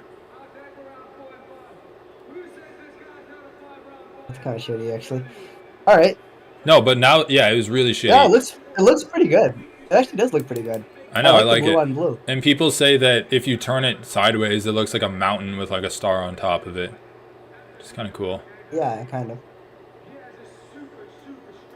I haven't seen the new state seal. Dude, by the way, I looked up a bunch of state flags, like when I heard they were redesigning it, and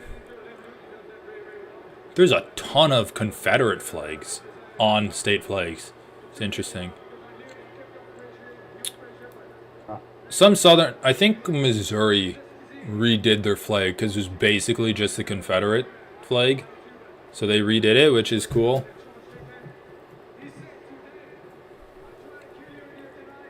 North Star on it. Anyway, looks like Sean's fine with it. Bury the hatchet. I'm actually sick of people burying the hatchet all the time. Dude, they're not gonna fight each other again. There's no juice behind it. I know, but still. Okay, I'm looking at some designs that didn't get selected, where the mountain thing and the star is offset a little bit, so it's asymmetrical. And I actually like that more. Yeah, I know. Some of the designs were pretty cool.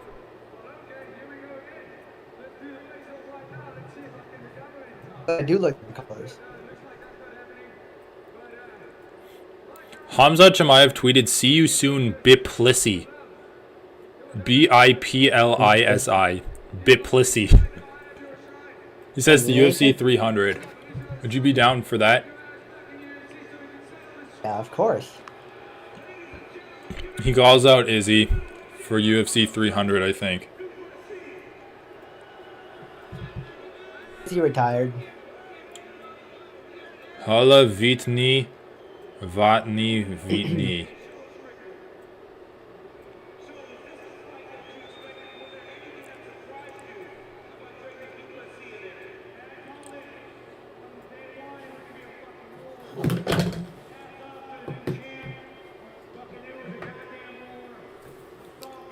Pretty sure it was cut lower.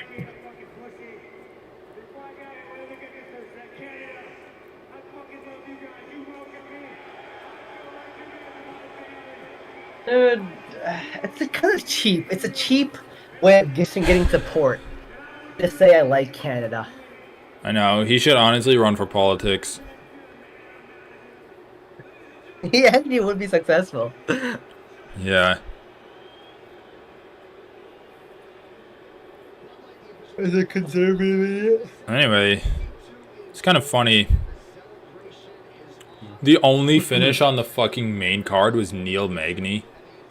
Shit, dude. How did Neil Magny get the only finish? Neil Magny got the only finish on this card. That's amazing. That's funny as hell, dude.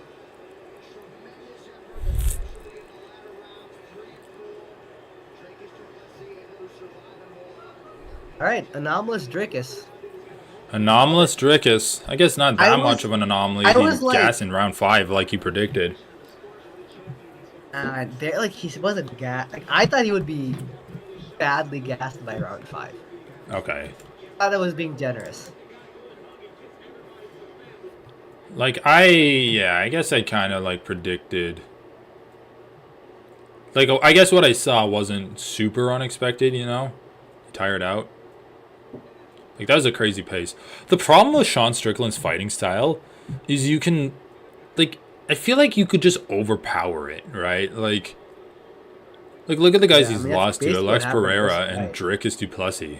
Both of those guys just like overpowered it. Jared Cannonier too. Yeah.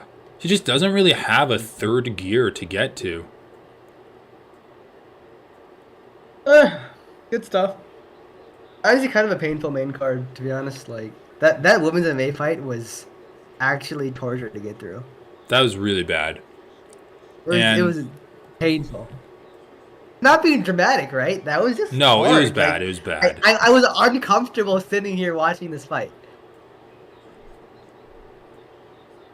All of the fights kind of sucked except for the first one, like Evloev versus Allen. That was good. That was entertaining. The problem was, like, honestly, none of the fights really had a definitive winner. Like someone who you're like, okay, that guy did good. Alright, Except well, I'm gonna go. I'm gonna eat something and go to bed. for the woman's fight. Too That much was the work to worst do. one ever. Yeah, the women's fight was. It was fucking. That was painful shit, man. Yeah. I Well, actually anyway. can't believe that Neil Magny got the only finish on this main card, though. Yeah. Well, anyway, I perfectly predicted the main event. Yeah, you did. You did. Did you say by? I thought you said Dricus was gonna get a finish. He said it was going to be a finish, but I was like, I just predicted Dricus was going to kind of do what Cannonier did to him. Yeah, Dricus predicted a finish, but I saw like it's a hard thing to finish Strickland unless you have Alex Pereira's power. Yeah, that's fair. Like you can't flash KO him. Anyway, glad we watched that one. I might watch Jasmine's fight to just see her like almost kill a bitch, but other than that, I think I'm good on the prelims. Kind of funny, only one Canadian one, and that was Jasmine. Yeah. Gotta keep bringing that All up. right. Next card, I'm like probably gonna skip. When's UFC 300? Okay, what's the next main event? Oh, okay. Next main event. Next pay per view. I'm definitely gonna watch though. Yeah, I don't know what else is on that card, but the main event's sweet. Dude, yeah, card's actually like really good. Dude, Mike Malott, fucking disappointing, Actually dude. crazy. I can't believe he lost, honestly. But he actually like wrestled for no reason though. Oh, I just sent you the Google search link. That's my bad. Anyway, yeah, dude. Main event: Volk versus Ilya. Co-main: Whitaker versus Paulo Costa. Ooh, that's a Third good fight comment. down: Geoff Neal versus Ian Gary. Eh. Fourth Bad. fight down: Merab Dvalishvili versus Henry Cejudo. Oh, Battle fuck. of the Honey Badgers. The Honey Badgers, dude. It's gonna be great. And then last fight: Anthony Hernandez versus Ikram Alaskarov. Oh, that's pretty good. Any good I think that's pretty prelims? good, yeah.